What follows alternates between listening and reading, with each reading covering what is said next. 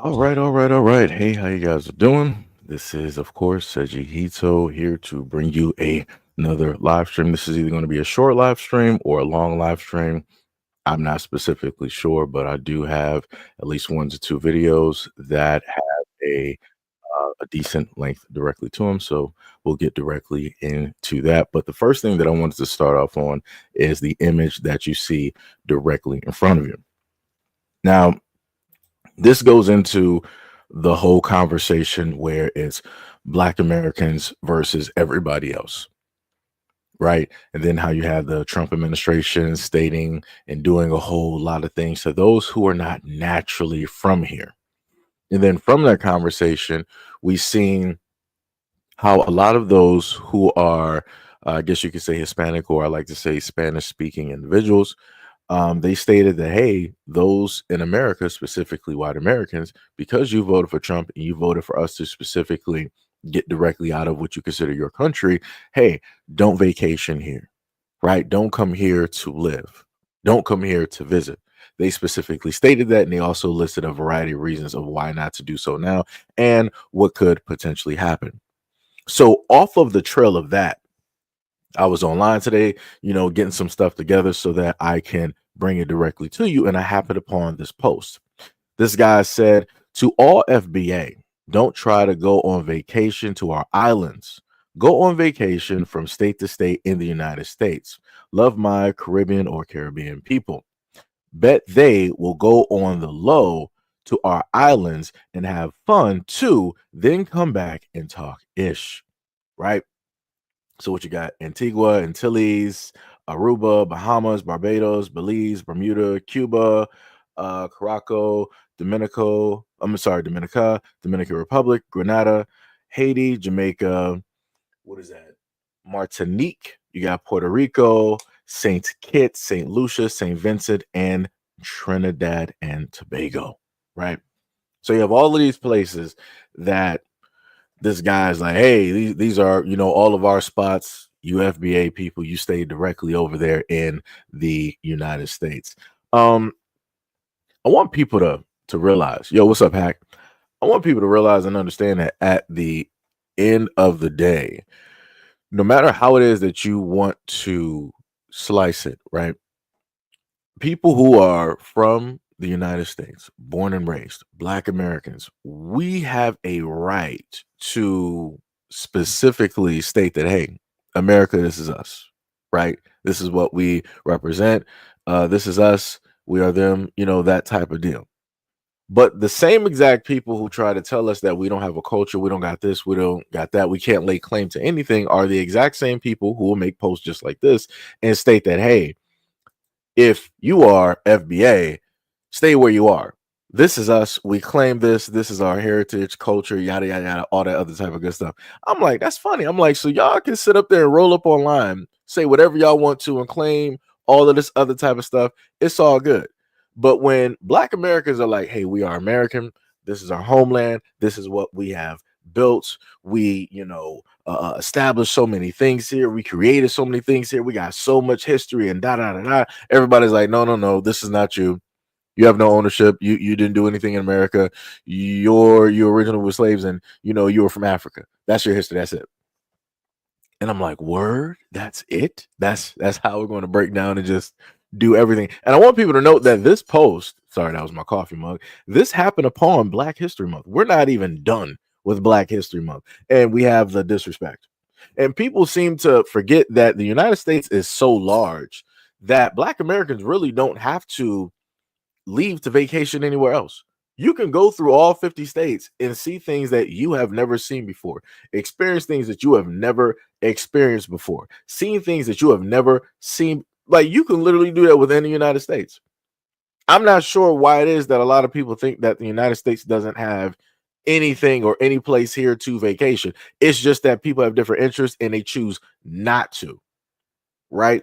Again, you got a lot of different canyons, you got mountains, you got mounds, you got pyramids directly here, you got all different types of history dealing with state to state, city to city, town to town, right? You have different horizons and skylines to directly look at. You got different types of animals from, different areas and yada yada yada, different types of weathers and climates. There's a lot of stuff. That's all I'm trying to say. There's a lot of stuff to do. People opt and want to go to something that they can't experience, right? So if you want to go to the islands, of course you're going to go to the islands because the everything out there is vastly different. Some of the stuff you're not going to find in the United States, right? And vice versa. So those are things that we want to do. But if you want Black Americans to not, go to, your homeland, your places, fine, so be it. Then you will just be depending on, I guess, what the European tourism.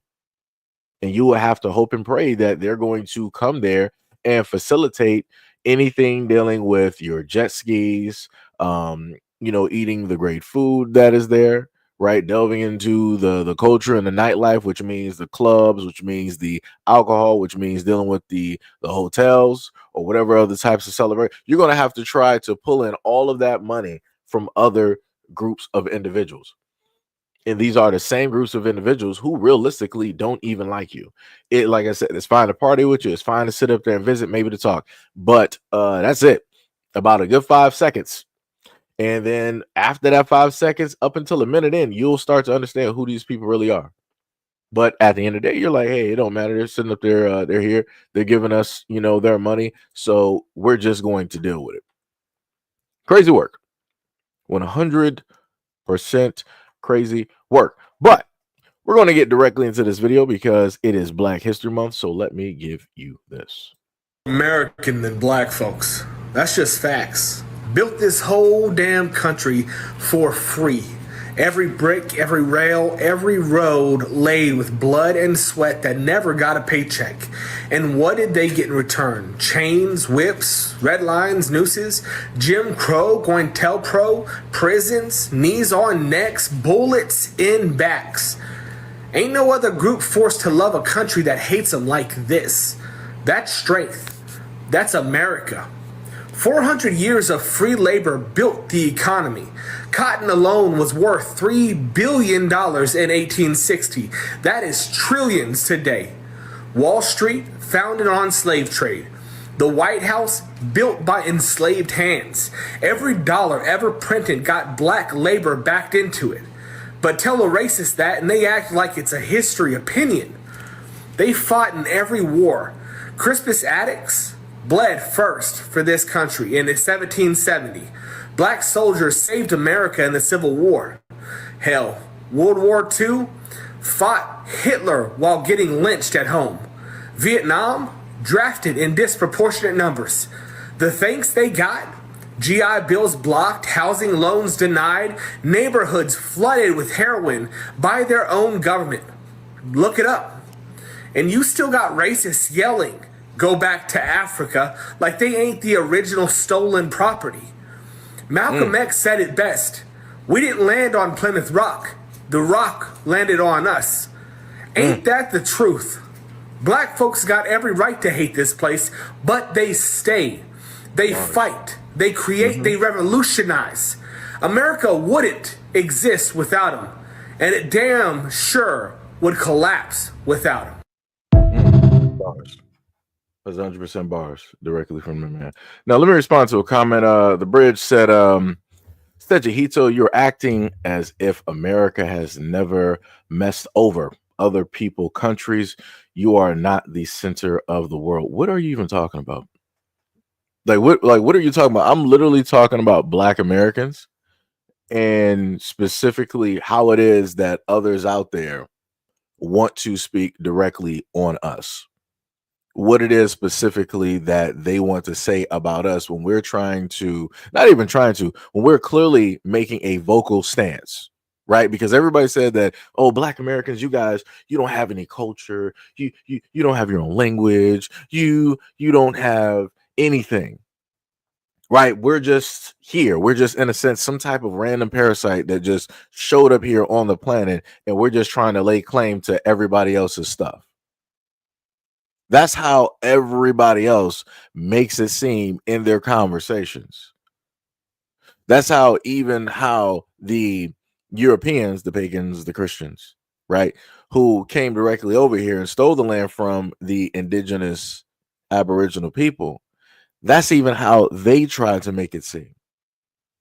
But for whatever reason, when you want to make a response and write in the comment section, you want to make it seem as though I'm making it seem like, hey, you're acting as if America hasn't messed over other countries. If America has messed over other countries, you better take that up with the white folks. That has nothing to do with black people. That has nothing to do with black Americans. That has zero to do with us. Take that up with the power structure, the same power structure that black Americans have been sitting up here fighting for since the beginning, basically. Struggling, striving, fighting, surviving, doing everything possible just to have what little bit it is that we have. And even what little bit it is that we have, everybody else is coming over here trying to lay claim and trying to take it. So again, I don't specifically know what it is that you're even talking about. Like I said, this comment is directed towards the bridge. I don't even know what it is that you're even talking about. I'm not even sure specifically what you're even trying to convey realistically with that comment. I'm just gonna be real. Just gonna be real. But shout out to Hack, Tania, Kiza, Miss Gray, Golden Brown, Natasha, Bangani, what is up, what is up, what's up? And Master of Magnetism, aka Eric the Red, aka Magneto. What is up, what is up, what is up? What is up? What is up, Dario? What is up? Natasha said you need to honor your broken promise, your betrayal. Oh, you're talking about the government. But yeah, everything that this guy said with the glasses, everything that this guy said in the video is correct. Black Americans have a deep rooted love and hate relationship when it deals with the United States. And it's very unique. Nobody else can, realistically lay claim to that at all. Or, nobody else is going to talk about this repeatedly at all. It's just the simple fact that whenever we want to talk about our experiences or the experiences of our grandparents or our ancestors, everybody else is trying to tell us to shut up, which is crazy work. Because when other groups of people want to specifically talk about their history or whatever it is that they went through, nobody is around. Black Americans aren't telling everybody else to shut up. We're not in everybody else's business. We pretty much mind our own. Whenever it is other people want to specifically talk, let's say it's the Irish or the Scottish, right? They want to talk about they were slaves and da da da. As long as you're just sticking directly to you, you're not trying to make a comparison. We don't care.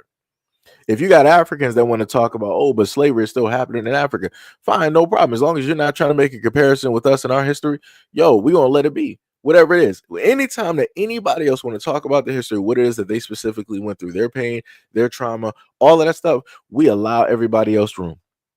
We allow everybody else to make and have their own stage, and we're not trying to add ourselves directly into that.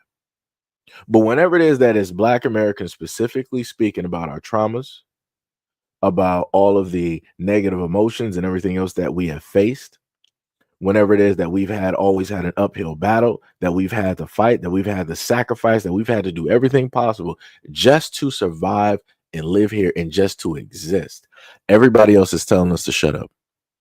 It's very interesting how that works. And it's literally, you got the whole world telling Black Americans the same thing, but the whole world isn't telling every other specific group the exact same thing. Like I said, so there's obviously a difference in between Black Americans and everybody else. I'm just going to put that directly out there just to let that be known, Wait, what was that? Bangani said, looking at this giant nipple on screen. Oh, man. This is also going to fall directly into the exact same conversation, but it's a little bit different because this guy is talking from an experience, right? He's African. He's going to let you know that he's African, but he's going to specifically tell you the experience that he had with a Black American male. So let's pay attention. I'm going to share an experience that will forever put African Americans in a good light in my book.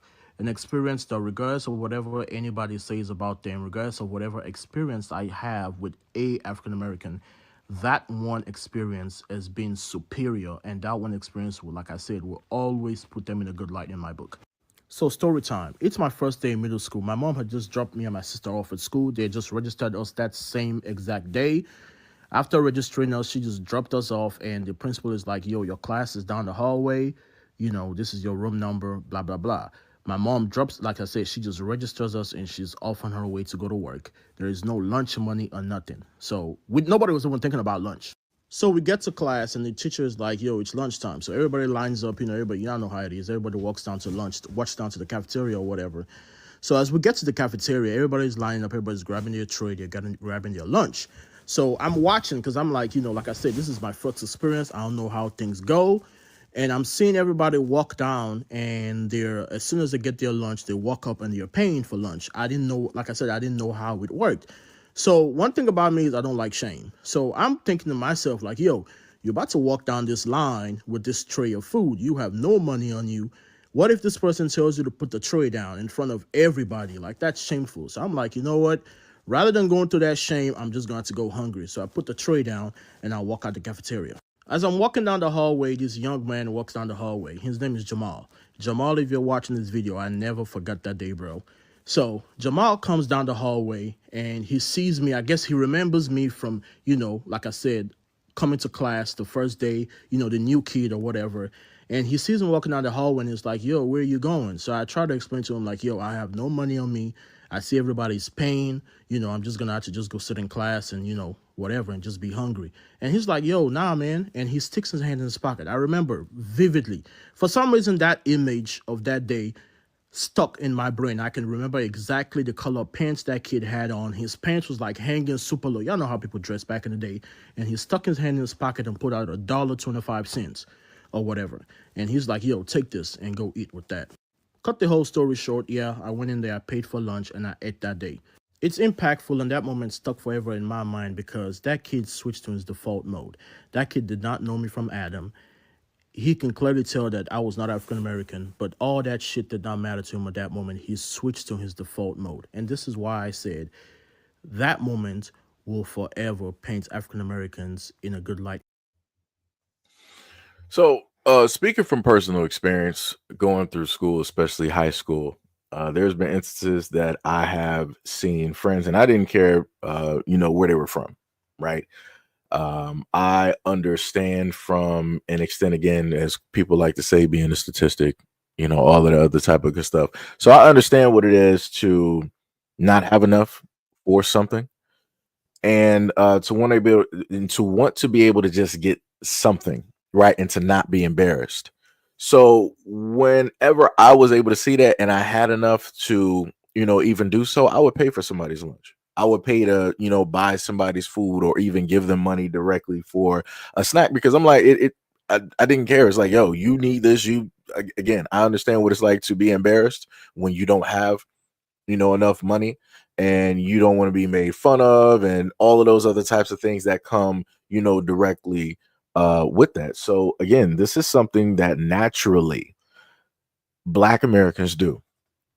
We will literally give the shirt off of our backs to somebody else because we see them going through something, because in our minds we're like, yo, I remember when I was, such and such, or I remember when I was here, or I remember when I was without, I remember when I went through this, and we're going through all of those emotions. We're like, yo, I'm not going to allow you to go through what it is that I went through. So I'm going to give you this so I can, spare you all of, that type of stuff. So you don't have to, walk down that same exact road that I had to sit up there and walk through. And again, as he stated before, that is the default mode for a lot of Black Americans. The problem is that we've been in that default mode for so long. We've been in that caring mode, that loving mode, the empathetic and sympathetic mode for so long that a lot of people gauge that as a type of weakness and they want to misuse that.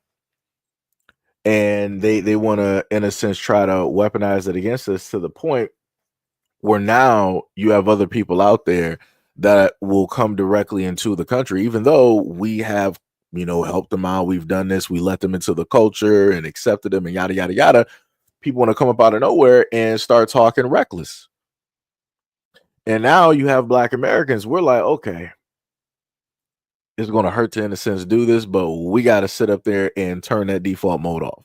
We got to sit up there and start going beast mode directly out here on everybody. It don't matter who it is. It is just straight on site. It's straight attack. even if we may be wrong in the assertion of this was not a specific yada yada yada towards FBI. It is what it is. Up until it's like I said before, up until further notice, it's like, yo, people are just out on attack the exact same way that Black Americans have always been attacked. Like I said, we have to sit up there and play defense for all of this time. We never actually got a chance to really play offense. And a lot of other groups of people don't actually understand that when you have to explain it to them because they don't see it, right? Because that's not their life. That's not how they had to grow up. That's not how their, in a sense, their existence was described, that type of deal when they come directly into, the world. Like, Kiza, what is up? What's up? You said, people take our kindness for weakness. That's facts. That's 100% facts. So now it's different. It's completely different. Also, shout out to the trolls directly in the chat. Much love, respect, and appreciation because without you, I wouldn't be where it is that I am today. You could be anywhere else that you want to be because I see some of the trolls directly in chat. I just choose right now at this moment not to really even acknowledge them. And then if you decide that you want to overly spam, then guess what? Either me or my moderators are going to get you up out of here. So, troll lightly. Troll lightly. That's the best way I can put it. Kiza said the love and kindness that we show to others, we're now showing to each other. Yeah, and realistically, that's the way that it should have been. That's the way that realistically it should have been from the beginning to, in a sense, instill a certain type of love, value, and respect to ourselves, right? And once you initially have that, then you're free to sit up there and give that to everybody else, right? Because you already got that battery. You don't need it from anybody else. You don't need the recognition. You don't need the respect. You don't need the value. You don't need the love from any other nationality or culture directly out here because you have it directly within yourself. So now you are that battery. You are that sun. Right. But up until that moment in time, like I said before, Black Americans don't really got the time or the energy or the luxury to go out here loving on everybody else. We realistically don't. And I'm not talking about people as individuals because a lot of people like to do that. If you're an individual and you feel like you got all the time necessary, go out there, be great, go out there and do you. But I'm talking about as a group. I'm talking about as a culture. I'm talking about as a community. In a sense, as a nation within a nation, we don't have that luxury to do that. We don't got the facilities as some would in a sense say in order to do it. We just don't, and that's just the fact of the matter. We just don't. It's crazy. Ms. Grace said, "LOL, I want to be a moderator." I thought I actually had you as a moderator. I thought I did. Because I know some of you guys, I have you guys on one channel and not the other, and I have to, in a sense, fix that. I can't do that. Wait, hold on. Give me a second. Hold on. Wouldn't I? Because I think you're probably speaking from the second channel, if I'm looking correctly. Okay, yeah.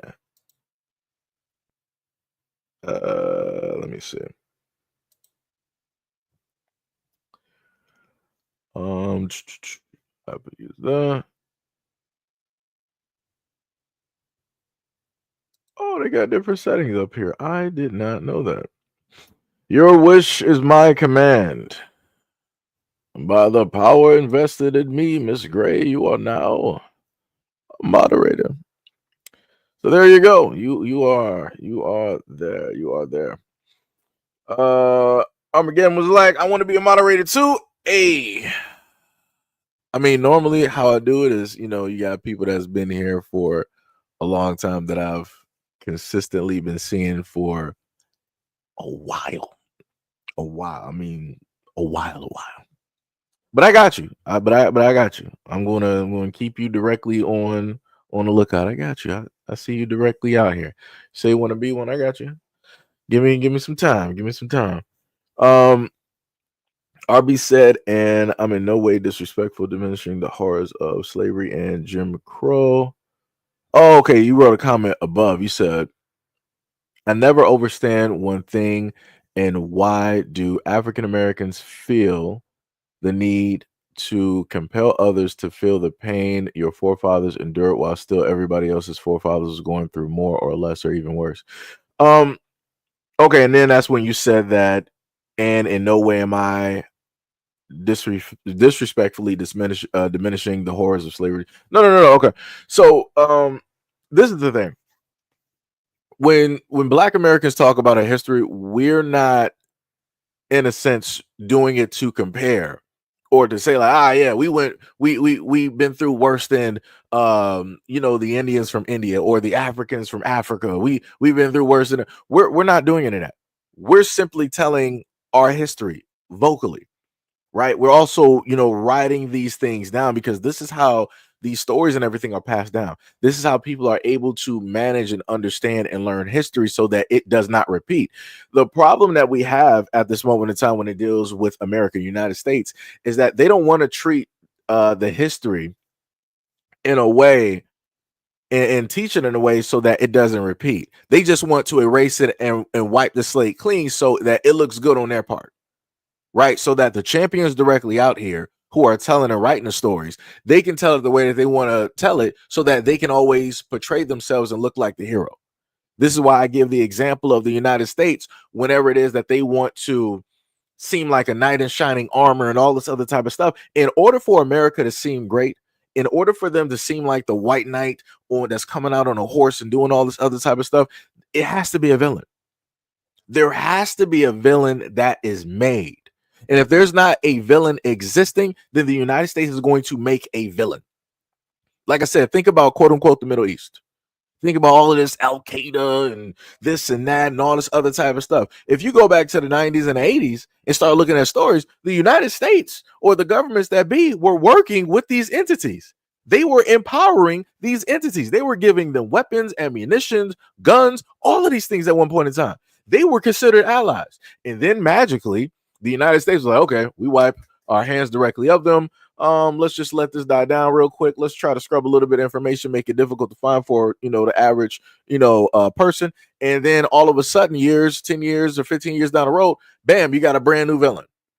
Al Qaeda. What was that back during the Bush administration? During 9/11, it was Al Qaeda, right? That was the main thing. That was the main villain. Right. And it was a war on terrorism. And they literally told you on national TV that we were fighting a war against an invisible enemy. Huh? How does that even work? So what? You're fighting thin air now. You're fighting imaginary beings. You're fighting ghosts of Christmas past. What are we actually fighting here? Nobody could literally tell you. Nobody could actually definitively give you a definition of what the enemy is that we are fighting and trying to save the American people from. They couldn't, and still to this day they couldn't, because there wasn't one. It was something that they decided to make up in order to attack another group, in order to do certain types of things. So again, it's the exact same thing. You have America making its own history. You have America always writing themselves to be the hero and everybody else to be the villain. Or if America is the hero, then they have to be out there saving a damsel in distress. So this is America going to Haiti. This is America going to South America. This is Haiti going over there to Africa, and so on and so on and so on. Every single time, somehow, some way, they're always the hero, even though they're the causation of whatever took place. Case in point, go look up, if anybody wants to do anything, go look up the history of Hawaii. Go look up the kings and the queens that they had there. Shout out to King Kamehameha. Anybody that's a Dragon Ball Z fan, that's where the Kamehameha, that's where the name originated from. That's where Akira Toriyama got that from, because that was a king that was there in Hawaii. They had a whole lineage, a whole family. But you know what the United States did? As the villains that they are, aka the heroes, they went there and caused a coup, basically destroying however it is that they were running, their islands, and then they took it over. And then, what the United States did after they took it over and had it for so long, they were like, you know what? We got your population down to about 50-50. It is what it is. In the 90s, what we're going to do is we're going to come up with this apology. And we're going to let you know that, hey, we were sort of kind of wrong. We did this for such and such reasons. It is what it is. Let's be friends and shake directly on it. and look at Hawaii's population now. Look at the people who own the land now. Look at what has specifically happened to Maui and the indigenous people there of Hawaii, and how it is that the powers that be, by way of help of the United States government, are actively trying to strip and take away the land from the indigenous people of Hawaii. Ain't that something? But yet America is the hero, right? It's amazing. It's amazing. I'm trying to really figure out when was the last time that America actually saved anybody. I'll wait, because if anybody wants to, really try to fact check that, when was the last time that America actually saved the American people from itself? I'll wait. It's going to take a long time for somebody to find something directly on that one, because at this moment in time, and I'm talking about American people as in everybody here. So when I look at state to state, city to city, town to town, and I'm looking at people ODing, I'm looking at all of these narcotics getting strewn throughout the streets, I'm looking at zombie lands. When is the last time that the American government, no matter if you're Democrat or Republican, has actively saved the American people?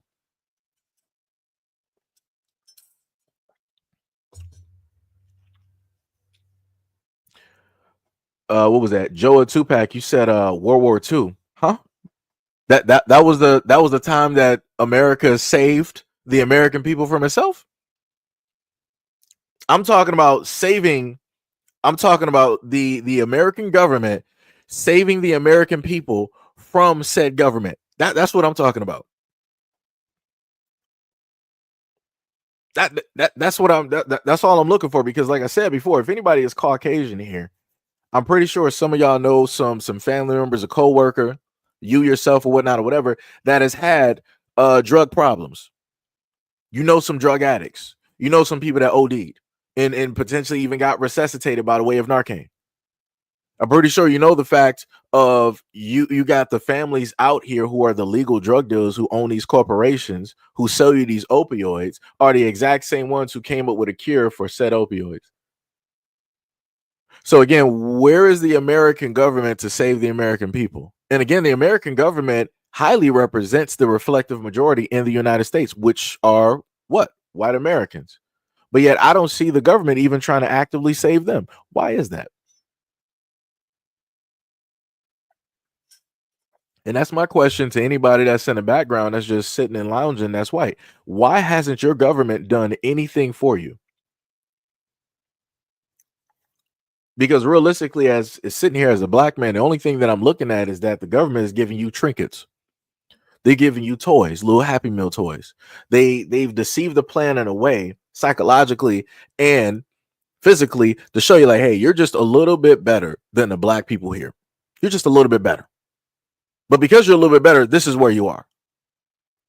Right. And that's what the ruling class has done to white Americans. But it's like they just don't realize it. They don't see it. They don't want to understand it because they have the title as, in a sense, being better. And that's where they feel that they are, which is the wrong way to actually think about it, which is also, chess wise, how it is that you're screwing yourselves over. But again, like I said, y'all don't happen to understand it or see it or anything. And this is why this country is going the way that it's going at this moment in time. This is why a lot of the factory jobs and other jobs have disappeared. This is why you don't hear nothing about coal miners anymore. Because the politicians who are white that were in office, that are representatives, no matter if you're Democrat or Republican, that you decided to vote for, they took all those jobs away. They took your ability to do standard issue hard work. I'm pretty sure back during the time that you had coal miners, you could have had young dudes in high school just rolling up in there, learning how to mine, because they're learning from their grandfather, they're learning from their uncle, they're learning from their older brother, they're learning from their father. They might be learning from Tim, the mailman, or some shopkeeper. They had whole bunches of men. Right? What was the All in the Family back in the days where men were men and girls were girls, right?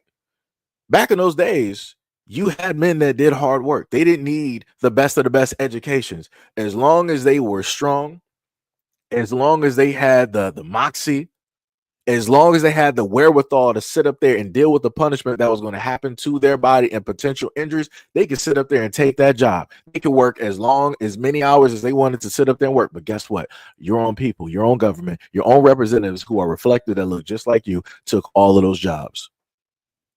And now you have nothing. Now you have stories. Now you have tall tales.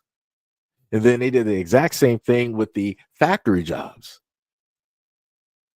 And now pretty much everything is going to be running by AI and robotics, where robots are going to be making themselves, where AI is going to be writing itself, therefore eliminating the need for hands-on by human beings, which means that people are either going to have to really sink or swim. And I mean that.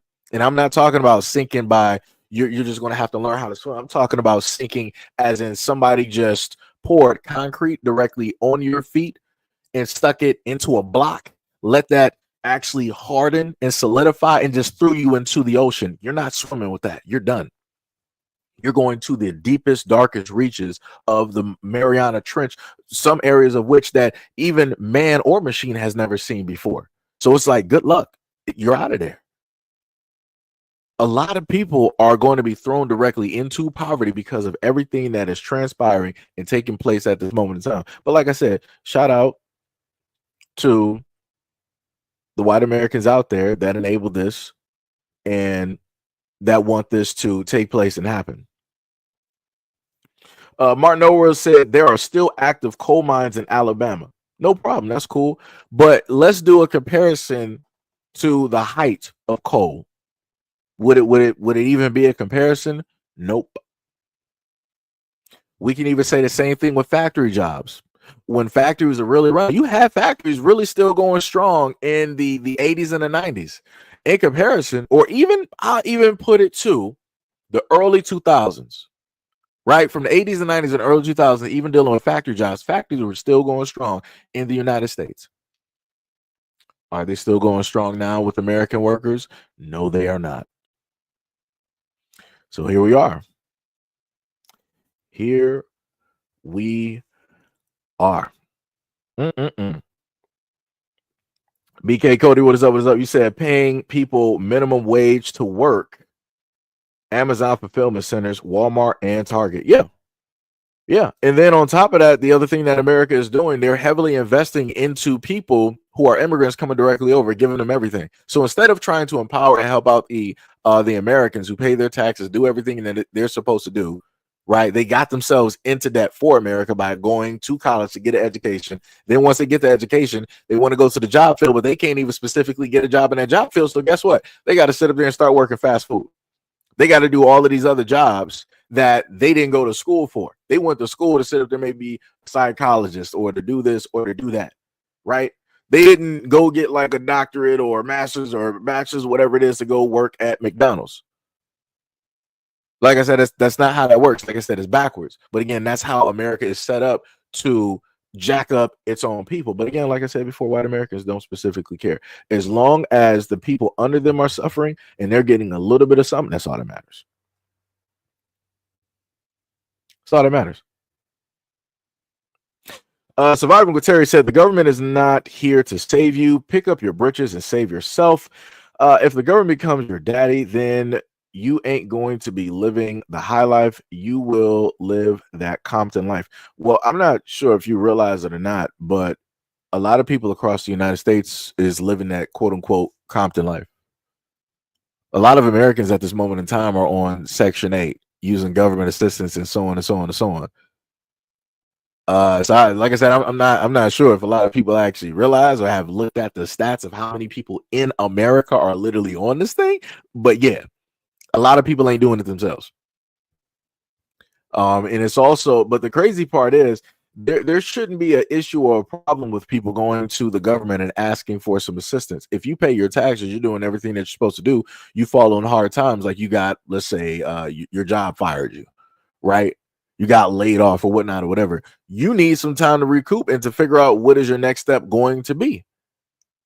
So by all means, you should be able to go to the government because the government works for you and not the other way around. But because they have everybody so conditioned in the United States, everybody feels that, oh, the government is just this power structure where they just tell us what to do. The American people literally give the government the power to do that, which means that if we gave them that power, you can also take that power back. But again, with taking power, that means that there's going to be a form of resistance. And everybody that is in government, that is a representative, that's living on a high life, they're eating, what is it? Hog fat like they're getting fat like hogs and all this other type of expressions that people normally use. They don't want to give that up. They don't want to give over all of that power, because with that power, that means that more money under the table comes. So this is where you have the lobbyists, this is where you have the big corporations and all of these other things that will transpire, take place, and happen. But again, you have a lot of people that don't want to pay attention. What is up? Much love, respect, and appreciation to Carl Howard with the $50 donation to the channel. Said long overdue dues keep teaching us. Much love, respect, and appreciation. Much love. Man, that's cold right there. That's cold. That's cold. And also, again, much love to anybody that's also donated to the platform by way of Cash App, the Patreon, by the super chat. Like Carl, Mr. Allen, many others have done as well. Shout out to anybody who's also brought me t-shirts and or shoes. Much love, respect, and appreciation, because I wouldn't be able to do the things that I do every single day if it were not for people like you. Much love, much love, much love. What is it? Yo, Vincent from Florida, what is up? What is up? What is up? Can I ask you? Oh, wait, I'm lost. You said, can I ask you? I just want to say hello. I'm lost on that one. But what's up, Vincent from Florida? What is up? What is up? Surviving Terry said, asking for help is fine, but we have people in America in most of the major cities that are multi-generational food stamp families. The government is not here to help, not since Trump. Actually, the government realistically hasn't helped. I'm just going to be real. I'm just going to be real. And I know there's some people are going to go through and they'll be like, well, look at, during the Great Depression, or look at this and look at that. I'm like, that's all cool and great. But I'm saying in general, encompassing every single American that is here, when is the last time that the government has legitimately helped without saying anything? They just did it without anybody begging, without anybody trying to, pride money directly from it. When is the last time?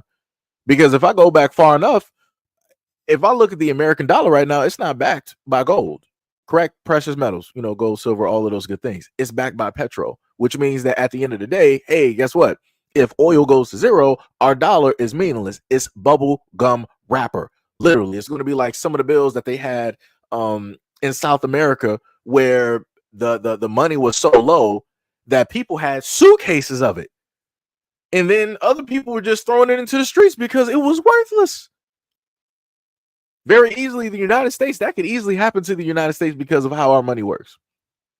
So this is another reason, putting it into perspective, of why it is that you see a lot of these corporations, a lot of these companies, a lot of these banks going directly into crypto, because they're trying to go into something that is going to back the dollar for a just in case. Because you got what have the economists always been saying? Hyperinflation. There's a bubble dealing with the dollar. Soon enough, that's going to burst, and all of these other types of things, right? So we have to consistently try to battle and directly deal with all of those things taking place, on top of the fact that the dollar is backed by oil instead of gold or silver, which is precious, which actually has a natural value, something that will always retain that value no matter. This whole world can go into the dark ages. If you got gold or silver or copper, some precious metals, you'll always have money. You'll always be able to use the bartering system and different things like that. Let this whole world go dark. The dollar, that currency, is not going to mean nothing. They'll be like, what is this? This is paper. This is trash. They're going to, you can bring somebody, a whole bunch of blue notes, and they'll sit up there and use that for Kindle. They'll use that to sit up there and start up a fire, start up an iron cast stove or something. They're like, what do you actually have that I can use right now that is valuable? And you're going to have to start looking at different things. But all I'm saying, at the end of the day, for Terry directly out there, I agree with you, where you have people out here that have been on these things generationally. I've never agreed with people being able to just be generationally on a lot of these things for like 50 plus years or whatnot or whatever. Realistically, people should be out there, either creating something or working or trying to educate themselves and come back out and then do whatnot and whatever. But again, at the same time, the government has made it very difficult for those things to actually transpire and take place. And the reason why these things have taken place is also because you have another group of people that enable it, right? So on one side, you have white Americans. On the other side, you have black Americans, right? The moment in time that something works for white Americans is completely cool, is great, and it's fine. The moment in time that black Americans start doing the exact same thing and they're profiting directly from the exact same thing, they're able to make it big and do all of these things. That's when it becomes a negative. That's when it becomes a bad. And that's when people got to start putting a stop directly to it. Because I want to remind people, and people can go ahead and fact check and look back as far as you want to sit up there and look. In the United States, colleges at one point in time used to be free. And you have to wonder, and it was very cheap. And you have to wonder what transpired and what changed for colleges to be like, you know what, we just need to start monetizing everything. We need to start really making, hundreds of millions, if not billions of dollars directly from this, right? Because you're paying for an education where you don't even know specifically if everything that you learned is going to successfully garner you a said high paying job. It's like, okay, I'm going to put down, 50 grand, 100 grand, a year for this college. I'm going to get this education. But those colleges can't sit up there and determine that, hey, there's a 100% chance that you're going to get a job in this field because of what it is that we taught you. No school out there can sit up there and tell you that. Just like a lot of these colleges can't tell any of these college athletes that there's a 100% chance that you're going into the NFL or the NBA. They can't sit up there and tell you that. They can't give you that. It is a hope, wish, and a dream. Like I said, whatever God you believe in, you better pack on an extra 4 to 10 in order to get that dream or that destiny that you quote unquote want. Because just off of, as people like to say, hard work and dedication, that's not going to get it. Because the main thing I learned and understood about college is that it's more so about who it is that you know versus your actual education. So think about college in a sense like a bar or a club where people go there, they fraternize, they link up with other people, they formulate these friendships, and then those friendships can potentially turn into businesses. They can turn into potential investors or business interest and information, all this other type of good stuff, right? It's not so much the whole thing of like, oh, this person is attractive, this, that, and the third. It's not. It's what it is that you can potentially do for the other person and vice versa, aka a symbiotic relationship.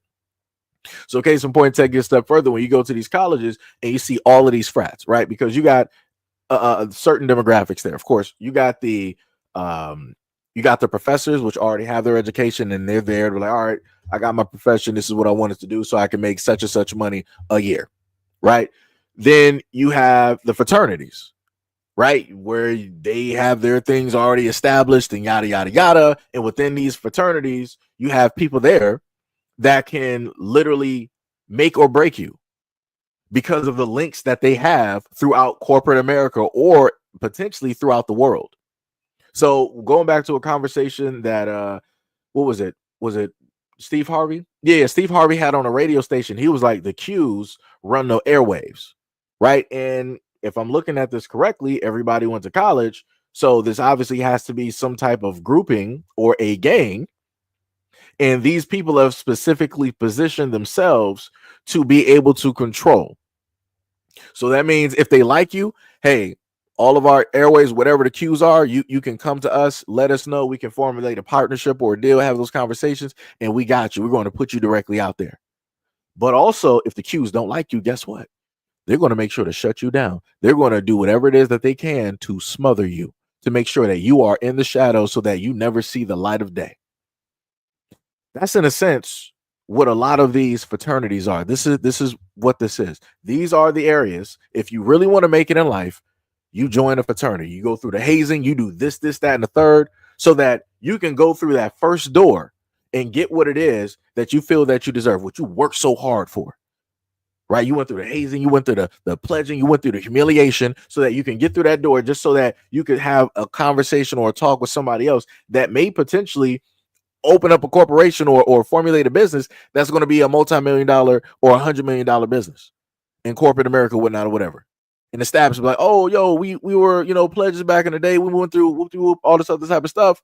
Oh, yeah, I remember you. Yeah, we still, yeah, I got you. I can offer you a job here. I can get you a seat directly at the table. So then the second position would basically be everybody else. I never pledged, never been to a fraternity. I made it through, community college doors, and that was it. Amongst everybody else, we would have to basically work. We would have to strive. We would have to struggle. We would have to grind. We would have to do way more than anybody else that has to pledge for a fraternity. Like I said before, there are a variety of different fraternities directly out there, or as I like to call them, in a sense, gangs. Because again, there are hierarchies and yada yada yada and all this other type of good stuff.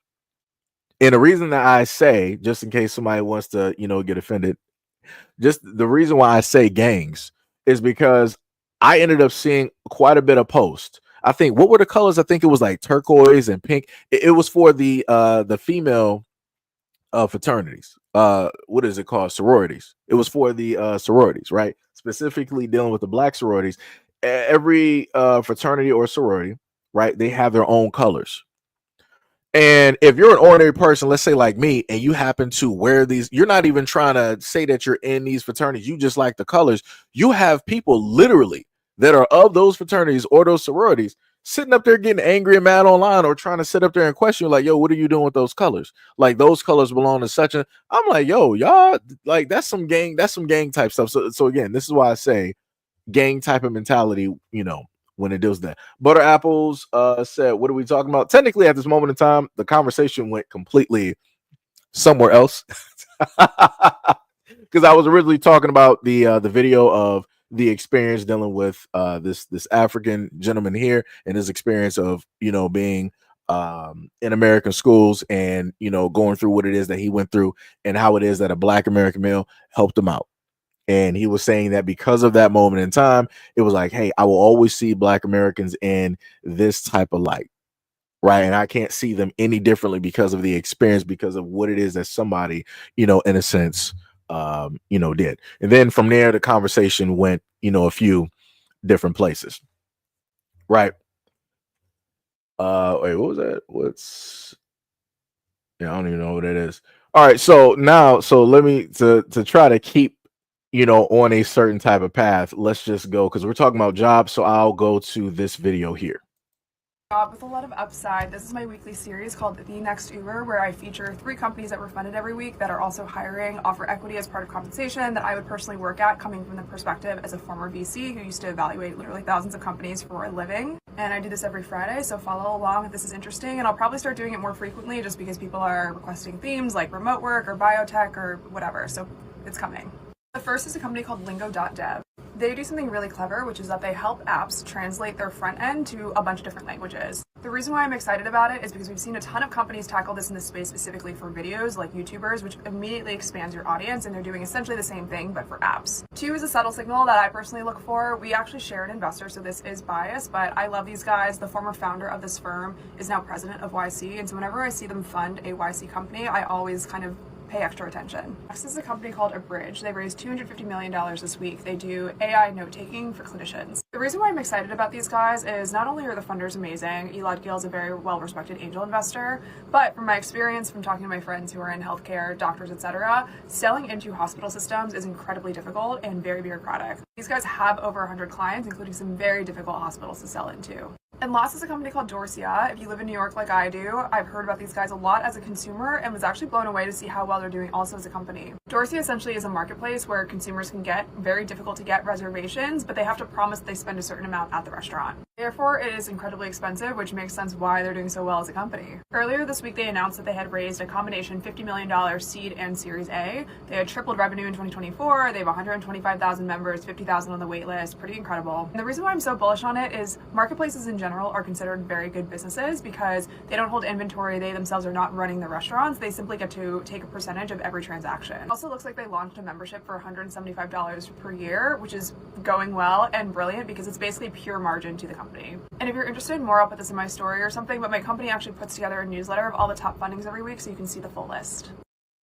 Right. So that's going into the whole thing, following a conversation dealing with, the economy, jobs, college, and, different things like that. So the main thing I want to tell for a lot of people out there, if you are struggling or going through certain things, maybe it's a little bit hard for you to find a job, start up a t-shirt company. You have print on demand, of which it is pretty much hand free. You just have to come up with a design, or you can pay somebody on Fiverr, $5, $10, $15 to come up with a design. And then all you would have to do is post it for free on social media. Or if you want to take the extra step, you can post it to somebody, let's say, who has a big following, offer like, hey, for a post, on such and such on your channel or your page, offer up, let's say, 10, 15, $20 to the person. And usually most times people will sit up there and post it with no problem.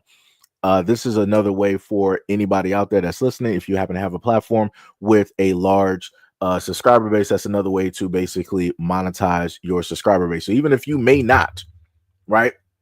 Even if you may not be monetized by way of the multitude of platforms directly out there, you can use whatever subscriber base that you have to, monetize and further, get directly to that as well. So again, you can, monetize your X account, your IG, YouTube, your TikTok, whatever it is. On top of that, you can, again, do t-shirts, hats, different things like that. You can also do AI digital art.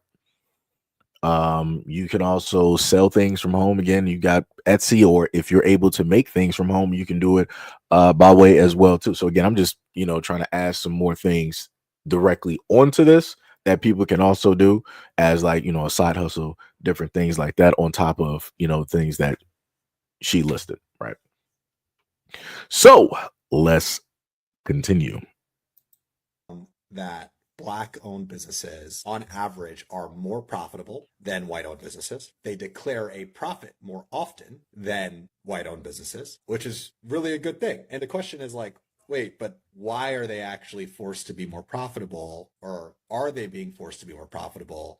And the answer is, it's because they don't have the same access to credit and other types of startup capital to fuel their growth. So the only way that these businesses can grow is through profitability, right? And so, well, that means Black-owned businesses as a whole, because they're forced to be more profitable, shouldn't they get better access to credit? Well, what we found is that the reason why they're not getting more access to credit is because what they're using to start their business is personal credit. They're tapping into $10, $15, $20, $50,000 worth of personal credit in order to get their business, right? By starting and using their personal credit to get their business to a point where it's profitable, it actually in turn drives their credit down. The reason why they're not getting access to debt is because of how they're starting their business, and because their own personal credit is tarnished as a byproduct of how they're forced to grow. And so it's this cycle that businesses end up getting into that really makes it difficult for them to take that next leap and that next step forward. So the main thing that I, in a sense, took directly from that conversation, that was when I saw directly on X, was that if people are to start a business, you want to do your best. Let me see. Do I even got the paperwork down here? I don't. You want to go to a variety of websites, legal websites, and you want to, if you're starting up a business, you might want to go for a DBA, or you want to go for a sole proprietor, a corp, or whatever it is. Whatever you're basically starting, they got the name directly up there for it, right? You want to make sure and try to register your business. I think, what was the other place that you got? I think it's like Dun and Bar, right? You want to go there as well. And then on top of that, you're going to have to go through the process of getting things notarized. So you will have to go to the bank to, get things, notarized so that it is official, so that you can send it back and, get the letter, directly back. And then once you do all of those things, you'll get a information from the IRS, from the government, where it's like, okay, we got you, no problem. So this is your business identifier number, along with some other information, and then you use that to go and sign up for business credit, right? Because if you start, as you stated before, if you use your own personal credit, you're going to be in an uphill battle trying to actually go get business credit. But if you start your business, then start off with business credit, you're completely fine and dandy. And then on top of that, personally, your credit score is going to be separate from your business credit. And realistically, that's what you want. You don't want your personal credit score to be, mixed in with your business credit. When you get business credit, that is going to be at a certain level, and usually is going to be high. You want that to specifically happen so that the doors are open to whatever capital that you potentially need. Now, you may have to go through some loops and hoops, and you'll have to show a record monthly over time. Like, let's say, like, all right, you want 20, but you can only get 10. No problem. So you get that 10, and then you start feeding that money. Once you start getting some profit, you start feeding that directly back to the creditors or what have you, and paying off or paying back that money. Once you sit up there and do that, then guess what? It's going to open up to the next step, and then the next step, and the next step. Once they see that you made it to a certain point and you've been consistently paying pretty much on time, they're like, yo, this is an actual pretty responsible business, yada, yada, yada. No problem. Bow, 100 grand. And they have other YouTubers out here that specifically deal with the financial sector, that deal with business credit, how to sign up and how to get this, so that people can get the gist. Again, I'm just trying to put these things directly out there to help other people and inform them and whatnot. What was it?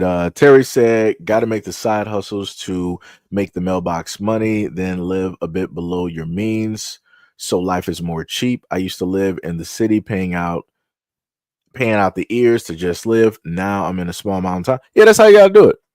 And that was one of the things I told people before, where if you got dreams or certain things that you want to do, you have, like, wherever you're basically working, whatever room that you're in, if you can't do it mentally, right, you can't picture that mentally, then get like a whiteboard, right? Get some post-it notes or something or other, so that you can have this every time that you're sitting directly in your desk or your office. It'll remind you, like, hey, I gotta live below my means. Let me check out how much money is coming in for the month, and let me start subtracting certain things from that, and then figure out what I got from that. And then what I got from that, I need to take 10 to 20% of that and put that directly into a side account. Don't touch it, let it grow, and keep doing that. So then I can use this to, in a sense, let's say, invest or add into a business, or to help create a business, and, all of those great things.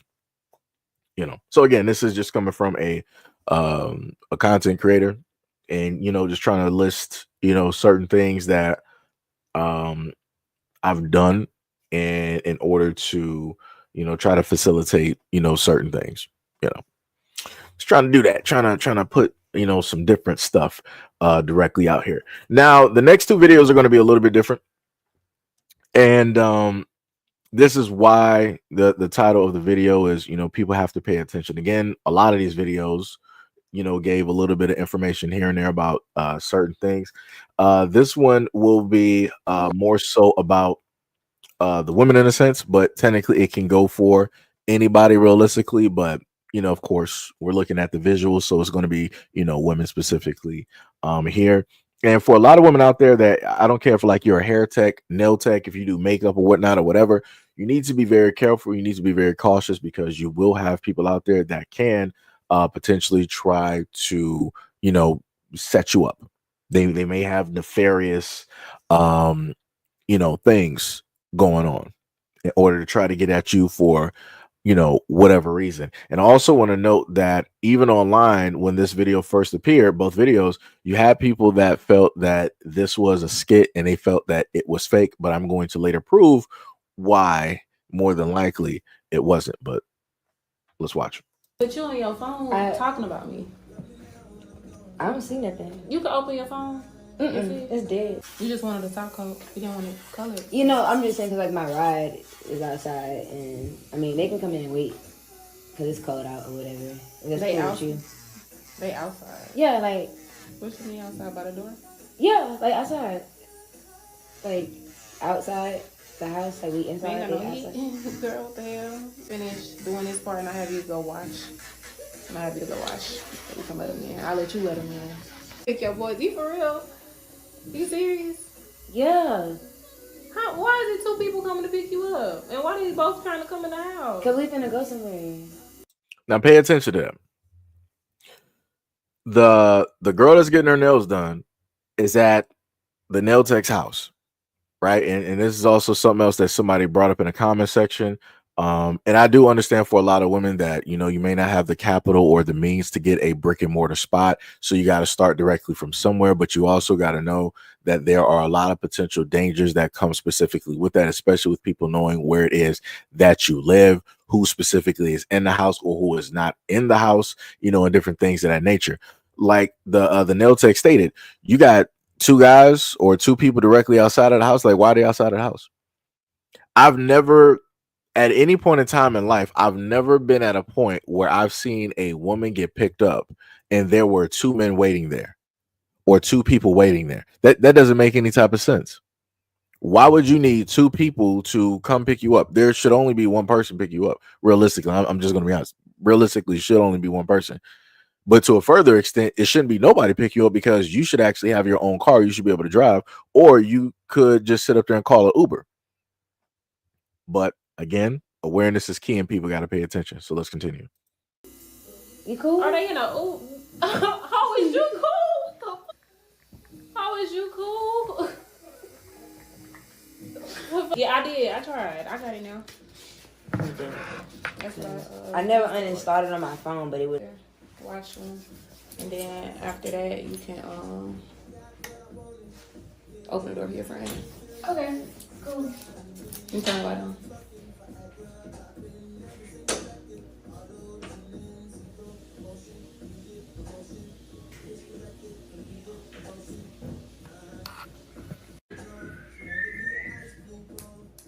Before you open that door, come here. Huh? Before you open that door for your friends, come here. All on camera. Like, no, I'm not even kidding. What? This? Oh my I got god. the whole thing on camera. That is hilarious. I got me seeing and reading your phone. That is hilarious. On camera. That is hilarious. I didn't show them your phone, but I had. Oh, like. Yeah, when you went to the bathrooms. Wash my hands. Oh, wow, girl. Because your phone dead, right? So if I go open the door. Y'all, am I being pranked? It's on there. Your phone is not dead. Just unlock it. Unlock it. Because I'm not going to lie. It's giving me real setup vibes. And before, I know this is not your first time coming here. I mean, I always come to you, so I don't know why you tripping. Like, because you asked if I could let two strangers into my house. They're not strangers. I know them. Like. They're strangers. You know me. It's not a stranger. Stranger dangerous, not. And that's what it's giving. Because when you. Well, I mean, they can wait. But it's not just a stranger. They're going to do that anyway. But it's when you went to the bathroom. Well, then why we talk about it? Just. Like. You can leave. Because I feel like you're playing with me. And I still got to do your toes. Latest. You came to me numerous of times. You prepaid for your appointment. Listen. Looking at the cameras. Listen. You got two people at the door. Listen. I'm strapped. You didn't come in here with nothing. Now let me just have, and this is something that I've advocated for on this platform many a times where I've told women like, hey, you don't know what specifically is going on. You don't know what anybody has. Because the main thing on social media that I see every single time, I see women always stating that, oh, men are the most dangerous, this, that, and the third, and all this other type of good stuff, right? This woman who solely has women that she does, you know, nails, you know, directly for hands and feet, right? So these are her clientele. She has a weapon directly on her. And you have a woman here that specifically stated that she has two people that are either coming to this woman's home or already at the door that are there to pick her up. Why would you need, again, I'm going to ask this question again. Why would you need two people to come? You're a woman that is coming to another woman's place of business. Why would you need two people to come to your door like they're armed like bodyguards, like you're some type of like princess or whatnot or whatever? Like that don't even make any type of sense. I've never heard of that ever in my life. I've never heard of that ever in my life, nor have I seen that. And then the girl is just trying to wash it away as if it is not problematic or a problem. And this is what I primarily try to tell a lot of women out here, that the whole world has you mentally looking at men as being the one and only perpetrators when it deals with something nefarious. But yet you have a woman here that is potentially trying to attempt to set this woman up to probably have her robbed or God knows what. And you heard the nail tech. She was like, yo, I'm strapped. Like, oh, I got it, directly on me. So, what's happening? Because this is looking real iffy. I don't know what's happening. You got people coming to my house that I don't know, but you're trying to make it seem like I'm weird because I'm saying that they're strangers, but you're saying by proxy of you, because I know you be coming here, they're not strangers. No, they are strangers. They are strangers. Because again, I've done several stories on this channel before where young men have decided to invite a woman over to their house who was the main part, the accessory of the setup. She would come directly to the house, chill with the guy, relax, and then immediately disappear or whatnot or whatever, or go open the door, or the guys that she came with would, come bust through the door and they would rob him and take that dude's life. But like I said before, people ain't paying attention. Let's continue. I'm just trying to make it make sense. Because I think you overreacting. I think you need to smoke or something because you is on edge. It's getting late. My nails look good. I already prepaid you like you said. But why do you have two people at the door if I still? We're finna go somewhere. I have to still do your feet. Well, you What's up, Brandon B. World? What's up, Tippy? They waited for me to go. So that's the thing. That's what I'm saying. Like you making me paranoid. Cause like you in my house. I know you make me paranoid. Like I'm the guest. Like Southern hospitality. Like you know what I'm saying? Like I feel like maybe we should just end the appointment, and I think you should just come back. I think you should just come back when you can abide by my policy, because you got people here. That's in my bio. Girl, you doing all of that head motion and stuff. Like, that's what I'm saying. I don't know if we just playing, but look, you know me better than this. Look, like, you know me better than this. If you're gonna do my feet, then I'm not doing your feet. Then I'm not doing your feet. You get. I'm not doing your feet. Oh. Yeah, I'm not doing your feet. Okay, well, I mean, I can do it when you free, like by yourself. Yeah, I'm gonna go because my phone's already dead. I mean, your phone ain't dead. Her phone ain't dead. You keep lying too. Like that's the weird. It's dead.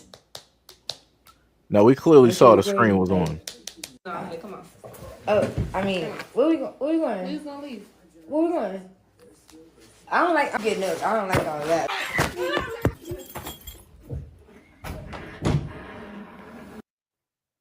Enthusiasm and stuff. Right, so we saw that. So what basically happened at the end, there was a scuffle that set up there and took place in between the client and the nail tech, right? Because if you paid attention, the girl she was getting her nails done, you can obviously see that her nails were high. I've been in some nail salons before, either when it dealt with like my mom or somebody I was dating. So I know that there's usually a pad. Like when a woman sits down, there's a pad that you rest. What is it, like your wrist? It's like usually like a black pad. Well, in some of them that you rest your wrist on, so your nails are pretty much sitting like flat, or they might be slightly elevated. She was standing, so the nail tech is sitting down. So she's like, "Yo, I don't know what's going on with this hand movement. And you just keep doing it." And then she listed earlier, I didn't even know she had cameras in the house. She was like, "Yeah, you came in here, you don't got nothing on you, cool, but you kept looking at the cameras." And I'm like, why would you be looking at the cameras if you're just there to get your nails done? Why would you be looking at the cameras in the house if you're just solely coming there to get the nails done? It's as if you're trying to basically case the place so that you know where certain things specifically, like I said, it's a little bit crazy. What was that? I got you, Tip. You said only men.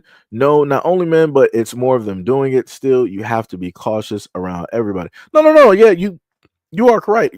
It is, guys sitting up there doing, a lot of these things, right? We know this. When you look at the statistics, that is undeniable. My main thing has always been to tell people to look out for everybody. But women have been psychologically conditioned to only fear men, when realistically you have women out here that will do the same if not worse. And again, I've covered stories trying to showcase that, but it falls back onto the things of people saying that, oh, but men been doing this historically and yada yada yada. I'm like, I get that, not discrediting that, not trying to take that away or whatnot or whatever, but I'm simply stating that with a lot of these crimes that take place, you have women doing it. The problem is that it gets overlooked. It doesn't get talked about. It doesn't get listed because primarily people are like single-minded and they're like, yes, only men. They're the only ones. They see the news, they see the newspapers, they see the headlines. It's men, men, men, men, men. If a woman does do it, somehow they will lighten the severity of what it is that she did, or they won't use certain words in order to convey the severity, even if it's the exact same thing a man did. On the next page they will try to convey it differently, and they'll try to give excuses, but like, oh well, she was with two other men, so those are the real ringleaders. She was just the accessory, or maybe this woman was having a nervous breakdown. There's that type of thing that takes place. So that's what I'm saying. But in this clip here, this is going to be her. I'm guessing it was like IG or whatnot, and she was going through and explaining to people what specifically happened. It's the end of the night. Somebody said headlock. You ain't like that one, did you? Yeah, me and Tink, we're both Tauruses.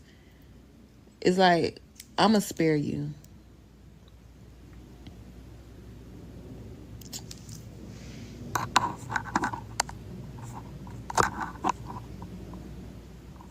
Yeah, clients do be weird as fuck. What did I see in her phone? Okay, so people was asking me that too earlier. What I saw in her phone was her just basically saying that, like, how can I put it? Don't be afraid. For the ones that are home based, don't be afraid, because I've been doing nails for about 5 to 6 years now, and I've never had a problem doing nails at my house, and I will always do nails at my house. Nothing transpired between us at all. I don't know why the girl was trying to set me up, and I still don't know why. I did not block her. I have not blocked her. She has the open floor to tell me why.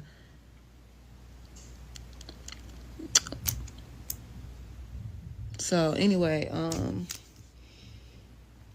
and she had been a client of mine for 3 to 4 years. So it's not for people that's acting like they coulda, woulda, shoulda did this, that, and that. Oh, you should have had the blicky on the thing. You don't do, baby. Y'all act like y'all got the blicky in y'all lap right now. Y'all do not. And even when I'm working, I'm not. So just imagine going to a nail tech, and I see if you have your strap on you, on your side, even in your drawer. But y'all keep talking about I should have had it on the counter. I'm not going to no nail tech that got a blicky on her counter the first day I meet her, or even a couple times. Because baby, what's going on? Are you traumatized? Like, no, I had it exactly where it needed to be. Exactly where it needed to be. No, okay, so y'all be asking too, like, why was she giggling? Why was she ha? Y'all, we smoked for like the first hour that she was there. Like I said, this is not a new client. This client, we have been around each other for about 3 years. It was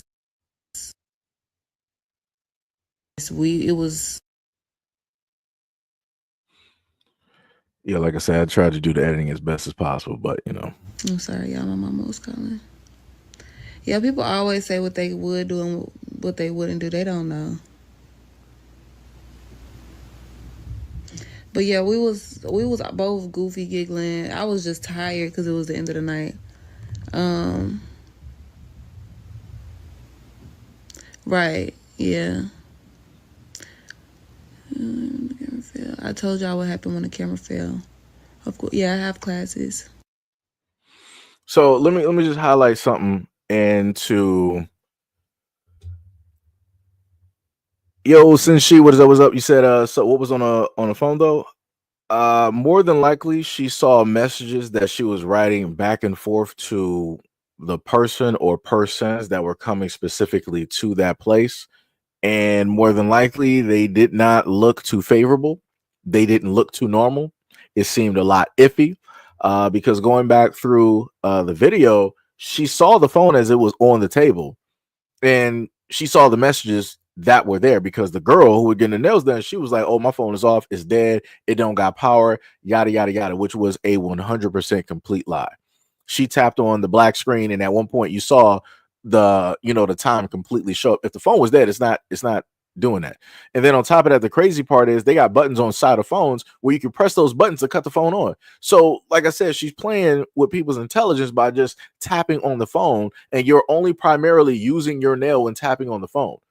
If you really wanted to tap on the phone and you got nails, you would actually use the actual print of your finger and slowly double tap on the phone so that the nail isn't the first thing making contact directly with the screen. But like I said, she was trying to play with people's intelligence by way of the nail tech and for everybody else that was able to view the video, because she's trying to make it seem like she's innocent, trying to make it seem like the nail tech is just weird, should nothing be questioned, yada yada yada. But this is the main important part that I want to specifically give because I'm not sure if people caught it. She said that this is the nail tech here. She's been doing nails for about 5 to 6 years directly from her house. She said that girl has been coming to her, the customer, for about 3 years. And they got comfortable enough where, when she's doing the girl's nails, she's sitting up there drinking. They're sitting up there smoking. This is how people get you. Let me put it into the parameters of guys, right?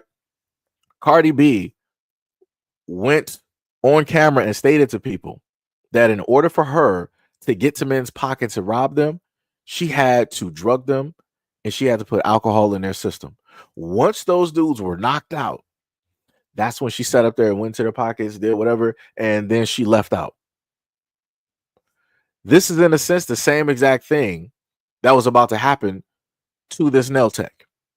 She was inebriated. People will get you inebriated to basically see what it is that you can take, how it is that you'll sit up there, act, what level of awareness that you will specifically be at. Obviously, her awareness was still key to the point where it was like, yo, I might be inebriated, whatnot, but yo, that message don't look right. It's a little bit questionable. Let me sit up there and ask her about this when she comes. Obviously, her awareness was still there, so she wasn't far gone, right? And more than likely, over the years, that girl has been trying to sit up there and work and try to figure out, like, okay, well, maybe if I, maybe she smoke a little bit more, maybe let's see how she sit up there and move. Let's see if she drink a little bit more. Let's see how she move. Like I said, she was working on setting her up. She was working on trying to, have some things happen. Like, and this is why I stated before, women have to be very, very careful. Women have to be very, very careful. And this is why I advocated for women to go out there and get their license to carry, because things like this can specifically happen. Even though I've had men directly on my platform tell me, like, "Oh, Seiji, why are you advocating for women, or why are you advocating specifically for black women and da da da?" And all, because I'm like, yo, there's too many videos out here of women getting assaulted. Too many videos out here of women getting robbed. Too many instances of women going through DV situations and they can't defend themselves. So I'm like, in order for a woman to probably be able to defend herself, it's not just going to come down to hand-to-hand combat training. You're going to need to learn how to use a firearm, because sometimes you're going to have to put somebody down. That's the best. And I told people that before. And I don't care how anybody has to sit up there and feel about it, because for any men out here, realistically, if you got a daughter, you should feel the exact same way. If you are a father, if you're a brother, whatnot, or whatever, you should feel the exact same way, because you're not going to be everywhere. You might not even be around to sit up there and protect her. What, you going to protect her in spirit? That's not going to sit up there and work. When two guys basically break directly into her house, then what? What you going to try to speak through the ancestors to try to? That's not going to sit up there and work. She's going to need something in this physical plane of existence in order to protect herself. And then even if she does, let's say, have like all of these male family members, how far away are they? Can they instantly teleport there like Nightcrawler? Can they fly there at the speed of light like Superman? No, they can't. Can they sit up there and show up like the Avengers or the Power Rangers? No, they can't. So up until people backup actually gets there, guess what? She's going to have her friend Sam directly on her left, and she's going to have Wesson, Smith and Wesson, directly on the right. Y'all know what I was saying, but you get the whole point. She's going to have that protection, so just in case anything happens, if she doesn't have a barrier of protection, a guard, in order to protect her life, she has backup, her own backup. That's all I'm saying, But now what we're going to do is we're going to go from her perspective to the perspective of the client, because a lot of people online said that this whole thing was fake. They was like, this feels like a skit, yada, yada, yada, all that other type of good stuff. So now the client has come out, and this is what she has to state. It's like, I've been letting her do my nails. Like, we started. Let me just back that 4 up. years. Like, I've been letting her do my nails. Like, we started. Listen, hold on, because my neck hurt. I had to get close so y'all could hear me. We started off with like, ooh, let me practice on you, to like, she eating down, right? Look at that. If I paid you $285, I prepaid you to do my fingers and my toes. I don't give a what you was feeling. My service should have been done.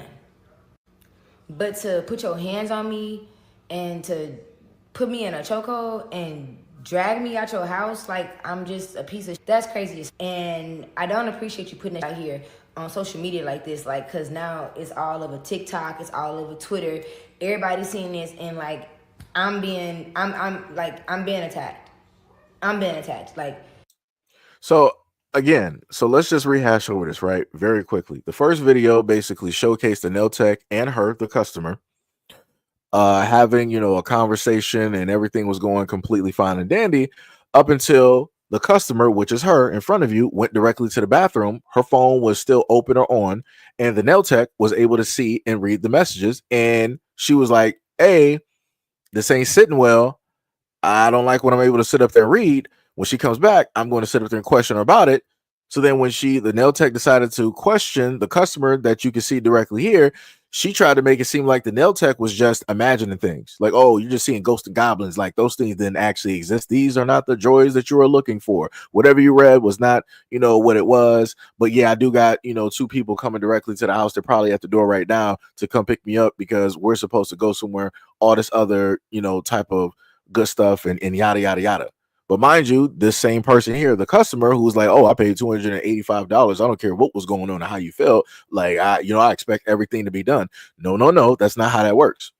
Because it is up to the discretion of the business to decide if you may get a refund or if you will receive the full service that you paid for.